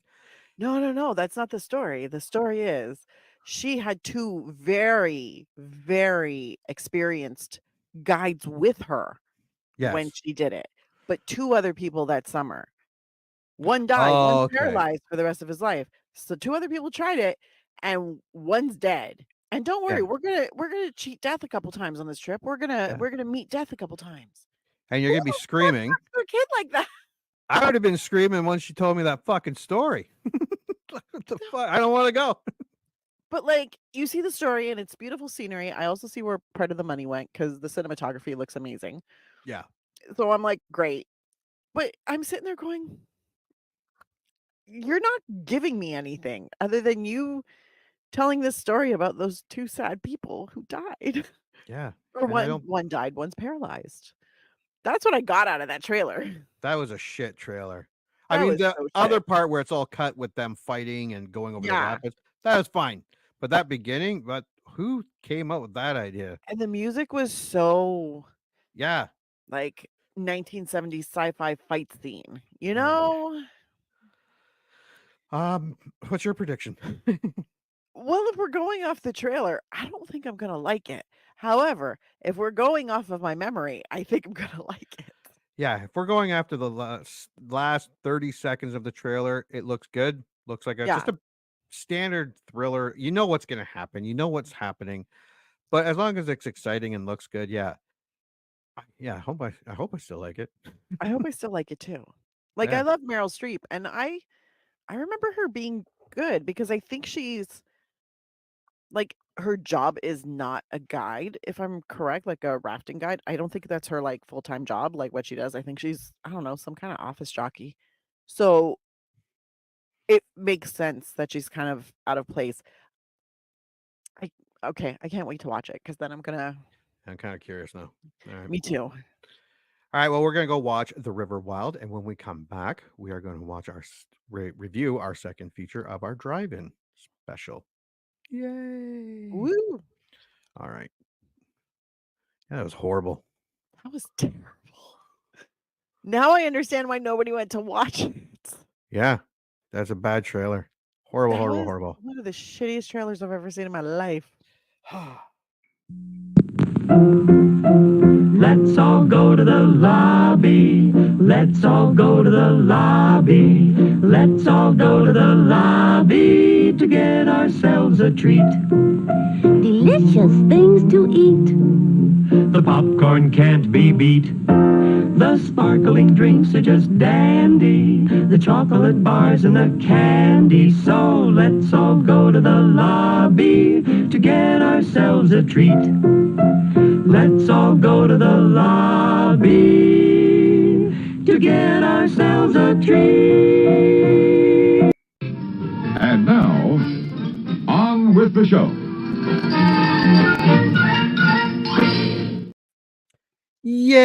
Yay! Ooh. So, did you watch 1994's The River Wild? I did. What are your thoughts? I'm conflicted. Overall, it wasn't bad. I do think the Meryl Streep casting was off. Yeah. It just Stupid Meryl. honestly, it kind of felt like someone who should have been in like the upstairs of Downton Abbey. I did not buy her as a girl who grew up whitewater rafting and was a guide and grew up like in the wilds in a rural area. I did not buy that. No. But the movie itself, and I mean Kevin Bacon did a great job. Yep. But I mean it was kind of not meh, but not great either. Right. Your thoughts? On paper, this is a very run-of-the-mill average thriller, but two things elevate it, like the cast. Mhm. Meryl Streep, I agree, but she is passable in this one. Yes. Like there are a bunch of things she does, says, and how she you're going like, Yeah. But everyone, the ranger or the river police, Benjamin Bratt, Johnny. yeah, Frank, the sad. guy you don't really see is William Lucking, maybe best known as Piney from the Sons of Anarchy. Mhm. The cop at the end asking the kid the most ridiculous questions. Glenn Morshower, who usually plays a army dude, some sort Yes. of authority figure. He was in like 24 Bloodline, Transformer movies, and he's always a cop or an army guy. Like if you go through his IMDb, General, Sergeant, Lieutenant, Colonel. He does video game voices, and yes, you guessed it. He's an army dude. Like Call of Duty. He does voices for Call of Duty. But stellar cast from top to bottom. Oh yeah. No, the cast was amazing. And the cinematography. Gorgeous. Like I watched this on my big Amazon TV, and yeah, it was really beautiful to look at. Yeah, man. Like it was well directed. It was Very well shot almost perfect. I did notice a few stunt people. Some of the scenes. For me, there was some timing issues for lighting. Don't get me wrong. Some of the lighting ended up just absolutely gorgeous. Yeah. But I was like, 3 seconds ago, it was not sunset. No. Now it's sunset. Yeah. And you're having the same conversation. I don't understand. So, I mean, there was something, but absolutely stunning. Like really great shots, really great camera positions. You know, I was very happy with the visuals. Yeah. Other than seeing the odd stunt man, but like I wouldn't have done those river runs. They'd be like, Jimmy, river scene. I'm like, I don't think so. And my agent would come in on a helicopter like Matthew McConaughey in Tropic Thunder. Oh God. All right, let's go over this movie. Yeah, man. Unlike the Sandlot, there's not a lot here for the River Wild. Well, I mean, it's a very straightforward movie. Yeah, there's not a whole lot to it. which is Yeah. weird because it's almost a 2-hour movie. Okay. A Boston couple, Gail and Tom Hartman, are having marital problems, mostly due to Tom. Of course, let's just blame the guy. Is it And really mostly due to Tom? No, I think it's her I think it's both of them. and their kid. Whiny little bitch. Tom, an architect spending so much time working, Gail, a history teacher and former river guide, is taking their son, Rourke, on a rafting trip down the Salmon River in Idaho, along with their dog, Maggie. Talk about your white privilege. Jesus, this opening, her going down the river and the beautiful town and she's rowing. So I was like, okay, so that's definitely Upper East Coast. That fucking apartment. Oh my God, it was were they living in a full brownstone? That's the question. Because she says go to the downstairs bedroom. Oh yeah, that's right. And I was like, and your dad's running shoes should be under the bed. I was like, oh, separate rooms? Yeah. Is that what's happening here? Because she has the suitcase on a bed that she's packing, and I was like, oh, separate rooms. I get it. But I was like, okay, it was very, very nice. I'm sure they live in a great neighborhood. Yeah. And she's a teacher at a school for the deaf, which we find out later, which I was like, okay, which makes sense. But it's they set it up so that it's very clear. She's super excited about going on this trip. Her son is super excited. The daughter is super excited that they're going, and she doesn't go. And then the husband comes in, and he's all like, "Oh yeah, the fucking river rafting trip." Already prompted with Gail and Rourke. Is he even going to come? And of course, your dad's going to come. Of course, he's going to come. And then fucking Tom walks in, and he's like, "Well, guys, there's a project." Yeah, can we talk alone? Yeah, can we talk alone? Oh God, you're doing it again. Their daughter, Willa, is staying behind with Gail's parents in Idaho. Tom, who had remained in Boston, unexpectedly joins them at the last minute.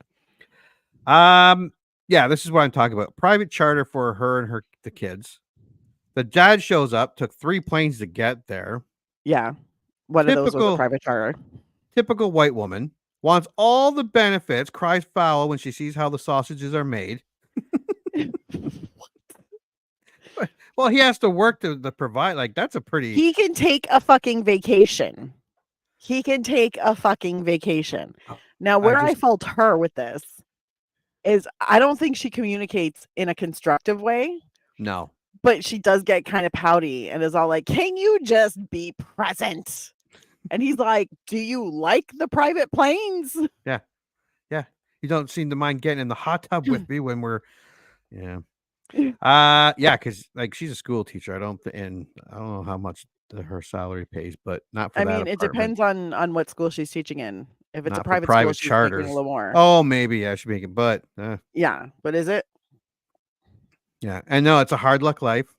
And then she's on a private charter plane going to Idaho to river raft. No, so she's packing an actual like suitcase, and I'm like, yeah, with your clothes, you're about to get on a raft. Yeah. What? Yeah. Anyway. Track pants and a t-shirt. As they're setting off, they meet 3 other raptors, Wade, Terry, and Frank, who appear to be friendly. Oh, well done, Wikipedia. Okay, they meet Wade. Yes. Actually seems like a cool dude. Like, I'd hang out with him. He seems kind of cool. They do drop subtle hints that he's off. Yeah. But also they keep like he a bit of a rascal. Frank, who you can very obviously see is injured. Yes. He buys a first aid kit and he's like, no, it's cool. I don't mind if it's missing a few band-aids. Just I need the first aid kit. It's fine. What? I just need some gauze to shove in some bullet holes. Yeah. Yeah. And he talks to the kid about Jane's addiction, Lollapalooza. And we do get that glimpse of Terry and Frank. And again, with the talking, we get a little of an idea of how the river works and how the rafting works just by the stuff that they're doing. And I will say this, the beginning of the trailer is around here. Like when she's talking to her son about, and they use it in the trailer. Much better here in the actual movie. Because the kid is asking mom about the river and the gauntlet, and she tells him, and then he says, are we going to go down the gauntlet? He's bummed, and she's like, 2 rafters weren't so lucky, and goes through the whole thing. Then playfully and sarcastically says, you'll scream your head off. We got 3s and 4s. We'll face danger. That's not what the trailer sounded like at all. No, it sounded like it was all just like the gauntlet. Terrible things happened, but don't worry, we're gonna face death. Yeah. And it was like, no, there's other stuff in between that makes the we're gonna face death make more sense to the kid, because the kid's all like, "Can we do the gauntlet?" Like super excited. Yeah. And mom's like, how about no? This is how dangerous the gauntlet is. Don't worry, you'll have enough danger that we can survive, Yes. but it'll scare you. Yeah. It's okay. Yeah. Yeah. Much better this way. Yeah. Their trailer person sucked. Probably an executive. The Hartmans catch up with the trio during a daybreak and notice that Frank is no longer with Wade and Terry. There are some stuff that happens in this. I believe they're fishing. The dad's doing his sketch thing and not really. And then she's like, "Do you want to be like?" I think that's. You want to come over here? Yeah, and he's like, "Oh, for fuck's sake!" He does not say that. Like he's there. Like, no, thank you. He's there, but there. he's not there. But he's not there. He's like he's trying up to the side. He's trying. He's giving it a shot. Like he's like, I can go and I can work, because she says, "What about the Shades project or whatever name is?" And he's like, "I brought it with me," and he holds up a briefcase. Yeah, like, you're gonna take that on a raft, whitewater rafting, sir? I don't think that's the smartest idea. And the son's a little lippy. That kid is obnoxious. Yeah, he was pretty obnoxious. And I get it. Like, your parents have a very unhappy marriage and you want your dad to just like hang out with you all the time. I'm like, I get it. But at the same time, he also kind of almost imprints on Wade. Like, all of a sudden he's like, Wade's so cool. Yeah. Listens to the same music as me. He got to see Jane's Addiction. Like, Wayne is cool, or Wade is cool. Dad's not cool. He draws. Yeah. Okay, so where are we here? They explain that Frank hiked out after an argument. Unfortunately, he was their guide, and Wade and Terry lack any rafting experience. Okay, let's be clear. This is not a whodunit. There's no big mystery here. Like, I do love like Knives Out, or what was that one? A Perfect Getaway with Chris Hemsworth and Steve Zahn. Mila Jovovich and the Sandlot girl was in that movie. Yeah, we should watch that. Now I want to watch that movie. But there's no mystery here, nor does the movie try to be like that. It knows it tries to be convincing to the characters while increasing doubt among the heroes as the movie's going along. They drop enough hints with Wade, Terry, and Frank that you're like, something's off about that situation. Then the husband straight up says, something's off about this situation. Yeah. And Gail, in her ignored wife stance, is all like, they're fine. Why? Because they were flirting with her. And she's because the guy was flirting with her. She literally calls her husband my son's father. Oh, yeah. I'd be like, Mark's father. And I was like, oh. I'd be like on the phone and getting one of those private charters. Fuck yeah. I'd be like, bring out the copter. I am done with this bitch. I'm like, how are you going to do that? How are you going in a boat with your husband? Yeah. Who is also your son's father. You're just going to call him that's Rourke's dad. And my husband. That's the end of the sentence. Are you trying to sleep with Wade with your husband on this trip? I did not like that. Yeah. It was a little weird. It was. That was pure. I'm going to keep flirting with this guy. Gail offers to guide them down the rest of the river. Before getting back on the water, Maggie wanders off and becomes curious about something in the brush farther up the canyon. Tom fetches her before she uncovers it, and they return to the raft. Wonder if that was Frank. It totally was. Yeah. After a day's rafting, they make camp for the night, but Tom continues working on his architectural project, disappointing Rourke, who feels neglected. They are joined by Wade and Terry, who help celebrate Rourke's birthday that night. After Wade begins acting suspiciously, Gail agrees with Tom that they should part ways with him and Terry. Oh, don't listen to your husband, he said a while back, but it takes Wade just staring at her at the hot springs. Well, no, the first thing that kind of made her go, odd, is when Wade walks over and hands the kid 200 crisp Oh yeah, the $200. dollars, like 200 crisp, like two 100 crisp $100 bills, rolled up like he's about to snort some cocaine in a piece of like driftwood. What the fuck? So he hands it to him and he's like $200. And first the dad's like, that's too much. Yeah. Now, if you were a normal person, you'd be like, oh, I'm sorry. I do want to get him something. Can I give him $50? Or, just not hand someone, $200, a kid that you just met. And then the mom's like, okay, that was a little weird. We'll just separate from them tomorrow. It'll be fine. Or we'll take them to, what is it? Bridals, something, something. Oh yeah, Bridals Creek. Yeah. So she's like, we'll take them to there and we'll drop them there. Whatever. Or we'll separate from them tomorrow. And then it takes when it starts raining, because her and her husband have an honest conversation where he's like, I work super hard. And she's like, it's like you don't want to spend time with me. And he's like, I have to work. You put all these expectations on me and I'm trying to meet them. And she immediately folds and says, oh no, I'm so sorry. I never meant to make you feel that way. And then she suggests they have sex. I'm like, I know why your marriage is in crumbles. Yeah, you're a lunatic. This is not how you resolve conflict. That's But anyways, not a bad way to resolve conflict. yes, Could be it worse is. ways. They did not work through any problems. No. She says, you work all the time. He says, well, because you expect me to. And she says, I'm sorry I made you feel that way. Let's have sex. What? Or Yeah. he says, let's have sex. One of them suggests having sex. I can't even remember who it is right now. I think it was her, and she got mad and went and got naked in the hot springs. No, because she says, I'm going to go bathe. Because he says, I'm going to put work to bed. And she says, I'm going to go bathe. And I'm like, why is that? Mind you, on a camping trip that is like super sexy, when someone's like, I'm going to go bathe. You're like, yes, I'm getting some. Yeah, you Anyways, stink. Go bathe. So she gets naked. She gets into the river. And then it starts raining. There's some lightning. And then there's creepy Wade standing there just staring at her. She doesn't say anything. She just stares right back. Yeah. He keeps staring. She keeps staring. And then he walks away. And that's it. And then after that, she's like, we need to leave.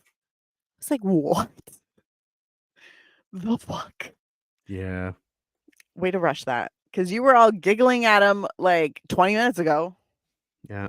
All over, draped all over him, teaching him how to fly fish. Right? With his shirt off. Meryl Streep's such a whore. Calm yourself. Was she flirting? Yes. Was she basking in the attention that a single, arguably good-looking man was giving her who's younger than her husband? Yes. Is it the mature thing to do? No. You just backed up my whore comment. I thought you were going to disagree. She was flirting with him. She wasn't trading sex for money. So technically she's not a whore. Okay, yeah, that's true.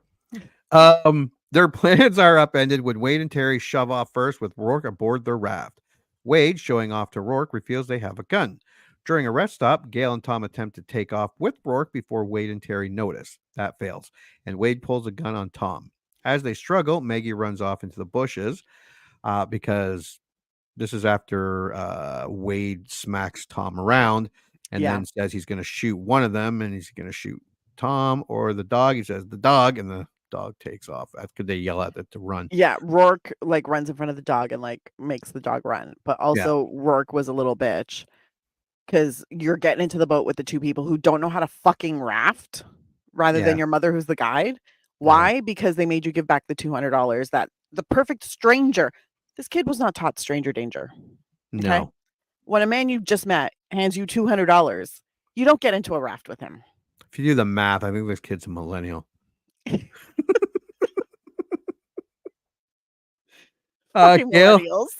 Gail then realizes that Wade and Terry committed a recently reported robbery and have killed Frank, who was wounded during the robbery and slowing them down. Yeah, Columbo over here. Okay, we didn't even get because before this they run into Ranger Johnny. Yes. Yeah, okay, yeah, they do. They run into Ranger Johnny when they all get back in the boat, so they're all tied up. and then Ranger they stop because Oh, no, I meant wanna do- before this when he first meets Johnny, and he's like, "You don't remember me?" And Yeah, she's yeah, like, yeah. "Oh," and she goes, "Yeah, I used to hang out with my brother," Oh, and right. It's right yeah. after they got rid of the dog with the Yeah. one shot. Johnny comes over on his kayak. And before this, for Rourke's birthday, he got a waterproof camera from his sister, in quotes. Mhm. So he takes pictures of Wade That's and right Terry, too, and Terry. and then he tosses it in the river. That Yeah. is important to note. Yeah. Anyways, so Johnny comes up and he introduces himself to everybody, and then he's like, Gail. And Gail's like, who the fuck are you? It's like, you used to put me to bed before 9. And we find out that she was friends with his older brothers. They were all guides, and he is a ranger in the park. And she used to babysit him. And then Wade says something racist to him because apparently Benjamin Bratt is playing in a Native American, which valid, I'm sure, somewhere in his lineage, because I think don't know where his family's from, but I think it's South America. Anywho, so he says something kind of racist. Benjamin Bratt's Johnny is like, that's a little off, but y'all are good. Okay, bye. And then he goes off in his canoe again. Yeah. And then he does say, did anyone drop a camera? Oh no, Yeah. that's later. No, Is that that's later. That's That's later. right? Okay, so the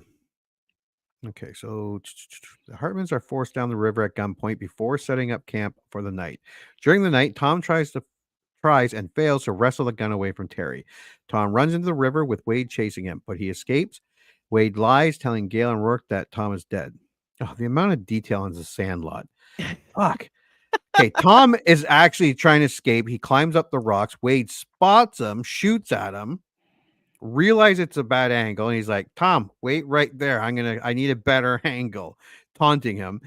Shoots, slips himself, and starts to fall, and because he can't swim. Yes. We should point out that he did fall into the water earlier, and Tom had to save him. But he was working real hard to drown Tom. Yeah, but I think that's how I read that scene. Like I read that no, because it was very. It was. I think it almost seemed very purposeful that he was pulling him down. Yeah. Now, normally, when someone is drowning, and you start getting pulled down by them, it's because they're trying to climb up you. Yeah. So, but the way he did, he kept dropping down and pulling him down until Tom punches him in the face, and it dazes him enough that he can pull him up. But usually, and this is why they say that if you're not a strong swimmer, or if you're not trained as a lifeguard, you shouldn't try to save a drowning person because they're panicking. So they'll try to climb on top of you and push you down in the process of getting up. Yeah. Wade was literally like grabbing Tom and pulling him down from like dropping himself lower and pulling him down. So I was like, he's trying to kill Tom. But then Tom punched him. Yeah. I would never try to save a drowning person. I could not. Like, don't get me wrong. In a pool, sure. I could try. In the ocean or in a river with a fast current, I'm going to drown too. And it would not be safe for anybody. But when Wade shoots, he slips into the water and he's not paying attention. And Tom actually falls into the river. Wade actually thinks he killed him. Yes. Yeah. Because he doesn't see him come back up. No. So he's like, oh, yeah, no, he's dead. Because apparently Wade doesn't know that a dead body floats if you don't weight them down. So Tom spends the night on the rocks. I'm like, what is he doing? But I guess there was really nowhere to go but down into the river. Because they make it abundantly clear throughout this entire movie that you can't just walk out of there. Like earlier on, you could, but further down the river, you can't just walk out of there. Yeah. The next day, they run into the ranger. It says a ranger. So the first time Wikipedia mentions Johnny, who knows that Gale intends to run the gauntlet and warns her not to. Wade shoots him and throws his body into the rapids. Yeah, this is where he says, does anyone lose a camera? And he's like, yeah, throw that over here. Yeah.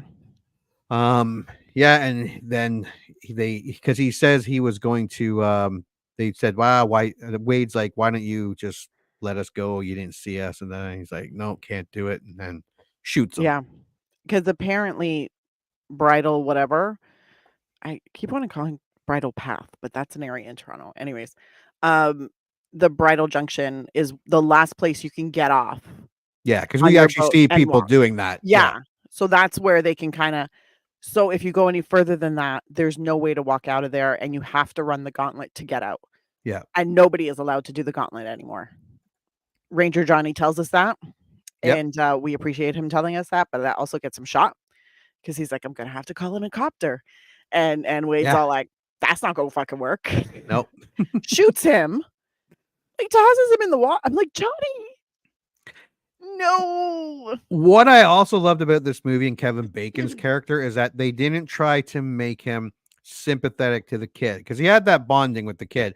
As soon Yeah, as things did not go his way, Kevin Bacon's character didn't give a fuck about that he kid. did not give a He fuck about the bitch kid. slapped him and told him that he's gonna kill his mom. He's gonna shut up. And Yeah.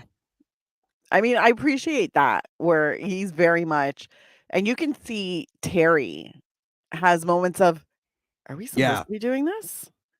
Are we yeah. I don't think this is a good idea. Because Oh, he even shit." said, like, you promised no one was gonna get hurt, and we killed that guy, and now we're killing Yeah, it. and Wade's like, "Meh, Yeah. gotta do what you gotta do." Yeah, he gives them like he hands over like the gun towards him, and he's like, "Well, if you want to start calling the shots, be my guest." Terry's like, "No, thank Ah, you." no.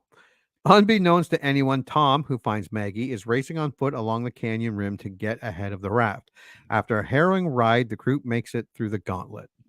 Okay, this is a bit unfair. I know there's not a lot story wise. They go in the gauntlet, they make it, but this was a great scene, and it was a very Oh, long scene, but it was it very was well so done. good. So, so good.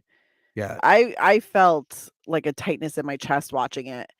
'Cause you see that boat, like, bouncing and hitting water and excuse me, you see them working to, like, keep control of the oars and keep control of the raft, and I'm just like and the way that boat was bouncing, I was like, "That kid is gonna go flying. Oh, wait, the kid's tied to the tie boat. that. Yeah, Oh god, if that boat flips." Like, it was a very especially the way it was shot, there were a lot of close shots.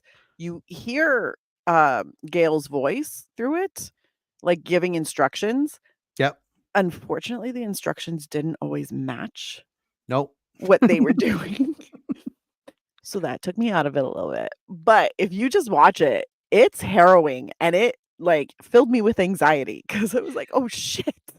When they I could did the never." long shots, and I'm looking at it going, "Oh, that's not bad," and then they started doing the close-ups, and you see the hard hits that it Yeah, takes, the them angles have that the to boat's going, oh, yeah, and them having the pool that you could get just they when they got in that pool and, Terry fell out, all the pool did was just start spinning them around and yeah, around and around, the rocks, yeah, and I loved, that each level or part of the river gets better and more harrowing, and it looks great. Like, warning, you will notice that people in the yeah, more harrowing parts don't exactly look like Kevin Bacon or John C. Reilly. it's It's fine. pretty clear, but it's a great part of the movie, like the penultimate part scene of the movie.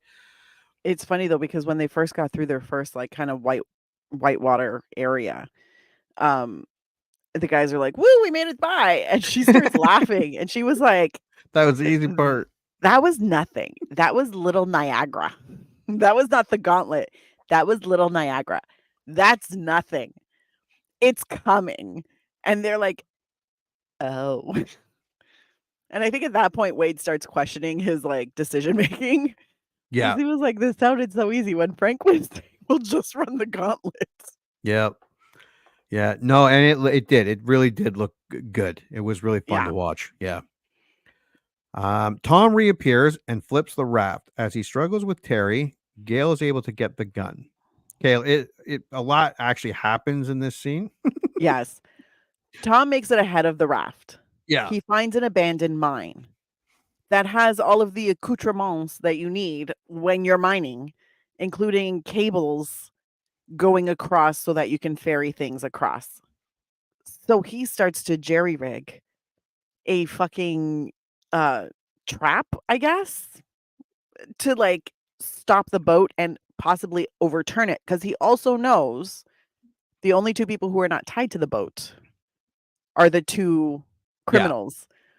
So he knows if he just like bounces it, I guess, or like shakes it, they're bound to fall off, but his wife and kid will still be in the boat.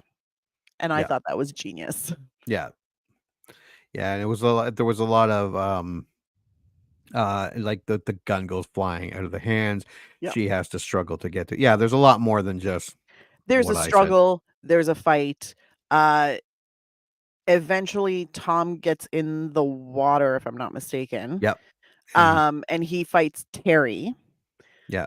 And they're going at it. Gail manages to knock Wade out, or knock the gun out of his hand first, and you can kind of see it in the water because the water is so clear. It Yeah. is so pretty. I was like, I would totally have a picnic in this area. It's gorgeous. And then Wade's trying to get back in the boat and to fight Gail. And then Tom takes out a knife, threatens, or no, not Tom. Terry takes out a knife and threatens Tom. Somehow Gail gets the gun. I don't remember how she gets the gun. Well, I think no, because I think Tom and Wade are actually fighting a bit, and Terry tries to get in, and he gets the oar in the arm, and Oh yeah. She busts like open his arm. Like he that was looked bleeding. like it fucking hurt. And then then she's able to get the gun. She points it, and then this is where Wade says, "You could just let us go. I wasn't gonna actually kill you guys. I was just gonna get here, and off I go." And then she goes to I don't know why she shot up in the air. I think probably to alert people to where they are, or to get rid of the one bullet, to be like, well, then nobody can shoot anybody. And then he was kind of like, oh, I thought there was a bullet in it too, because she shoots it, pulls and the trigger and nothing. It's just in the wrong. Yeah, but he does do this whole like, you're gonna ask if you kill me, you're gonna ask yourself if you really had to kill me. Yeah. Can you live with that? And he was playing on her like, I'm a good person vibes. And she kind of bought it. She totally did. I would have been like, fuck yeah, I can live with it, and shot him in the head. I was wondering if her husband was like, you dumb bitch. The husband had a knife pointed at him by Terry, the fool. And I was like, oh God. And I'm sure Tom is sitting there going, shoot him. Yeah, shoot just him. fucking shoot him. And then she's like, but you made me giggle. So she goes to shoot in the air.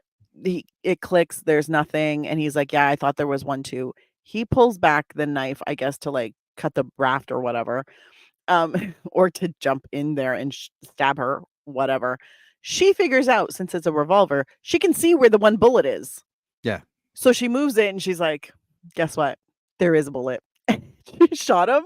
My favorite part of the entire movie, Kevin Bacon's face.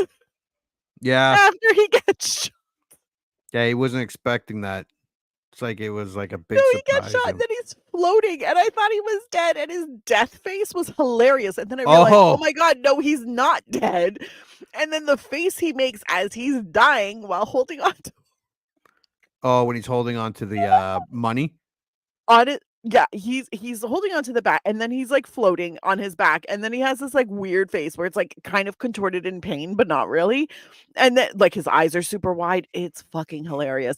And then he keeps and then he stops himself, and he holds on to like a rock to like stop his flow, and his face is pressed up against the rock, and he's all like, ugh. He's making a face, and it's fucking hilarious. And I was like, this is magic, because that director, okay, Curtis Hanson fucking sat there and said, yes, that's the face I want. Thank you, Curtis Hanson. You are my fucking hero. Favorite part of the entire movie. So she shoots and kills Wade while Tom subdues Terry. A helicopter with rangers aboard arrive, and they arrest Terry. Yeah, Terry just seemed to give up. Like, why he didn't jump in the river and say, see us. She only had one bullet. I'm gonna go swimming. I'll take my chances down the river. Gail and Tom share a kiss by the rapids. The film ends with the Hartmans in an embrace, and this is the part where the the ranger or cop is asking Rourke what happened, and it was so bad. So It was cliche. so yeah, and you're like, oh, It's really? where was it? Um, oh, my thing was I actually wrote this. Why are the parents not with the kid while he's talking to the ranger? Yeah, Like, why are they off to the side wrapped in blankets, just having a lovely conversation in yeah, front of the sunset? And the kid is alone talking to the ranger as the ranger's asking him what happened. yeah. It's not like the kid will be traumatized or anything. Yeah. Also, it's not like he's a minor or anything and Oh he yeah, needs to yeah, actually be with a parent or guardian. yeah. And then the quad, like, what happened here? What did your dad? What was your dad doing? My dad saved that. I'm like, oh fuck! I wish you drowned. And that is our movie. Yar. What is your score for The River Wild? Um, I say rent it because I rented it and I'm not mad about it. I paid a very lovely $4.99 for it, and I'm not mad. It is a good movie. It is not revolutionary. It does not create any new standards for cinema. It's entertaining. The one thing I will say is Meryl Streep, there are certain scenes where you're like, "Ah, you're feeling too prim and proper for this character." Oh, when she says, "Try my love, Yeah, like there are try my certain love." things where I'm like, Shut up, Meryl Streep. you're giving aristocracy when you should be giving I grew up in Idaho. You know what Yeah. I mean? So I'm like, there's that kind of disconnect in a few moments. However, when she's on the raft, when she's doing those scenes, it feels natural. Yep. And I love that. And I think the scenes outside of the raft could have used a little bit of work in some places for her, but she's still Meryl Streep. It's still a great performance. It just was incongruous with the character itself. But overall, Kevin Bacon is a great villain. Terry is a great or John C. Reilly is a really, really great kind of Sidekick. sidekick, stupid sidekick Yeah. who's just kind of along for the ride and hoping someone's gonna take care of him. Yeah. You know, David Strathairn does a great, like, husband who's trying his best but is failing, but still wants to try. The kid's really fucking annoying. Joseph Mazzello, Yeah. I appreciate you as an actor, but I kinda wanted to punch you as Rourke. Like, and I get that because I mean, he's an obnoxious, like, 9 or 10-year-old, so I'm like, "Good for you." Um, but overall and the script was well written, so you knew why they could sign. So that was how the dad and the son communicated. You knew why she was so good on the river. You knew that they were having problems, and it was done through conversations, and it was done through like, nobody actually says, "I think my marriage might be over," until she's already in Idaho. And then the mom says something ignorant, but whatever. Um, but overall, it was an entertaining movie. There were some very anxiety-inducing moments. I was very sad for Ranger Johnny, and I was like, "Do they find his body? Is he okay? Did he survive?" I mean, yes, he got shot in the upper chest, but maybe he survived. So there were some things where I was like it evoked feelings, and at the same time, beautifully shot, Mm. beautifully shot, and very entertaining when they were on the river. So rent it. What's your score? My score. The River Wild brings nothing new to the table, even in 1994. In fact, you could pretty much connect the dots before the movie hits the 20-minute mark. I think that is when we're introduced to Kevin Bacon, and you pretty much can guess what's going to happen. Not just because you've probably already seen it, it's just that easy to predict. But because of its stellar cast, minus Meryl Streep, and like you said, there for the most part, she was fine. But there Yeah. were some parts in there where you're like, you don't fit this character at all. Mm. But for the most part, um, the cast is great, and I'm not gonna like. I could just repeat what you just said about the cast, and even the other part, like the Ranger Johnny and all the other people, the mom and dad and everything. HD or UHD, the look of this movie, I rented it as well. It Mhm. really is beautiful, and the actual river rafting itself, it is bumped up from average. This really could have been a dud, but a cast and crew elevated this movie to a really enjoyable, almost 2 hours. Kevin Bacon was great as the psychopath. He really did help it deliver. And again, everyone else, you can't put a price on talent. I believe them. Yeah. Like they were a couple. There were a couple with marital problems. The ending almost blew it. The very, very ending, not the shooting from Terry, just giving up in defeat and the ridiculous cop questions, and them getting back together. I mean, this was seriously Jesus Christ. But yeah, I say this is a rental for all its little complaints. Overall, it's a good thriller movie. It's fine. It's very fun to watch. I enjoyed it. Will I watch it again? I don't know. Maybe not anytime soon, but I just want you to watch the end after Kevin Bacon gets shot, please, and look at his face. Well, I still got, I think, 24 more hours. So look at his face. No, this was worth the rental. I paid a rental price. I'm not mad. I enjoyed it. It was fine. Yeah, it's worth the rental. It's a good standard run-of-the-mill thriller movie.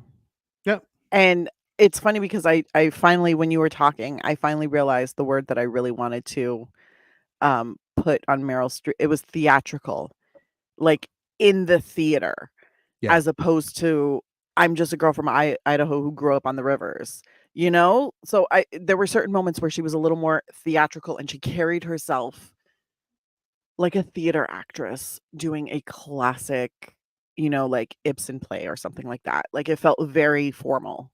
Yeah. And that kind of took you out because you're like, Idaho don't play like that. Not especially if you grew up being a whitewater rafting and a guide there and you grew up in a rural area. Yeah. You're not giving that vibe. But she's still Meryl Streep. It was still a great performance. I am totally going to rewind and watch the last little bit just for Kevin Bacon's. I'm telling you right now, Kevin Bacon's face after he gets shot makes the fucking movie. All right, well, I'm gonna go back and watch it again. Yeah, so that's 2 rent-its for our second feature of our drive-in, The River Wild. Next week we are going to be watching Smokey and the Bandit from 1977 or 72. That feels right. Yeah. Hold on. It's in the 70s. Yeah, we're leaving the 90s. 77. 77 and Rollerball with James Caan, 1975. Damn. So we are out of the 90s into the 70s with a double feature. Yeah, so thanks for coming back to watch The Sandlot and The River Wild, and until the next movie we remember liking. And now, folks, it's time to say goodnight. We sincerely appreciate your patronage and hope we've succeeded in bringing you an enjoyable evening of entertainment.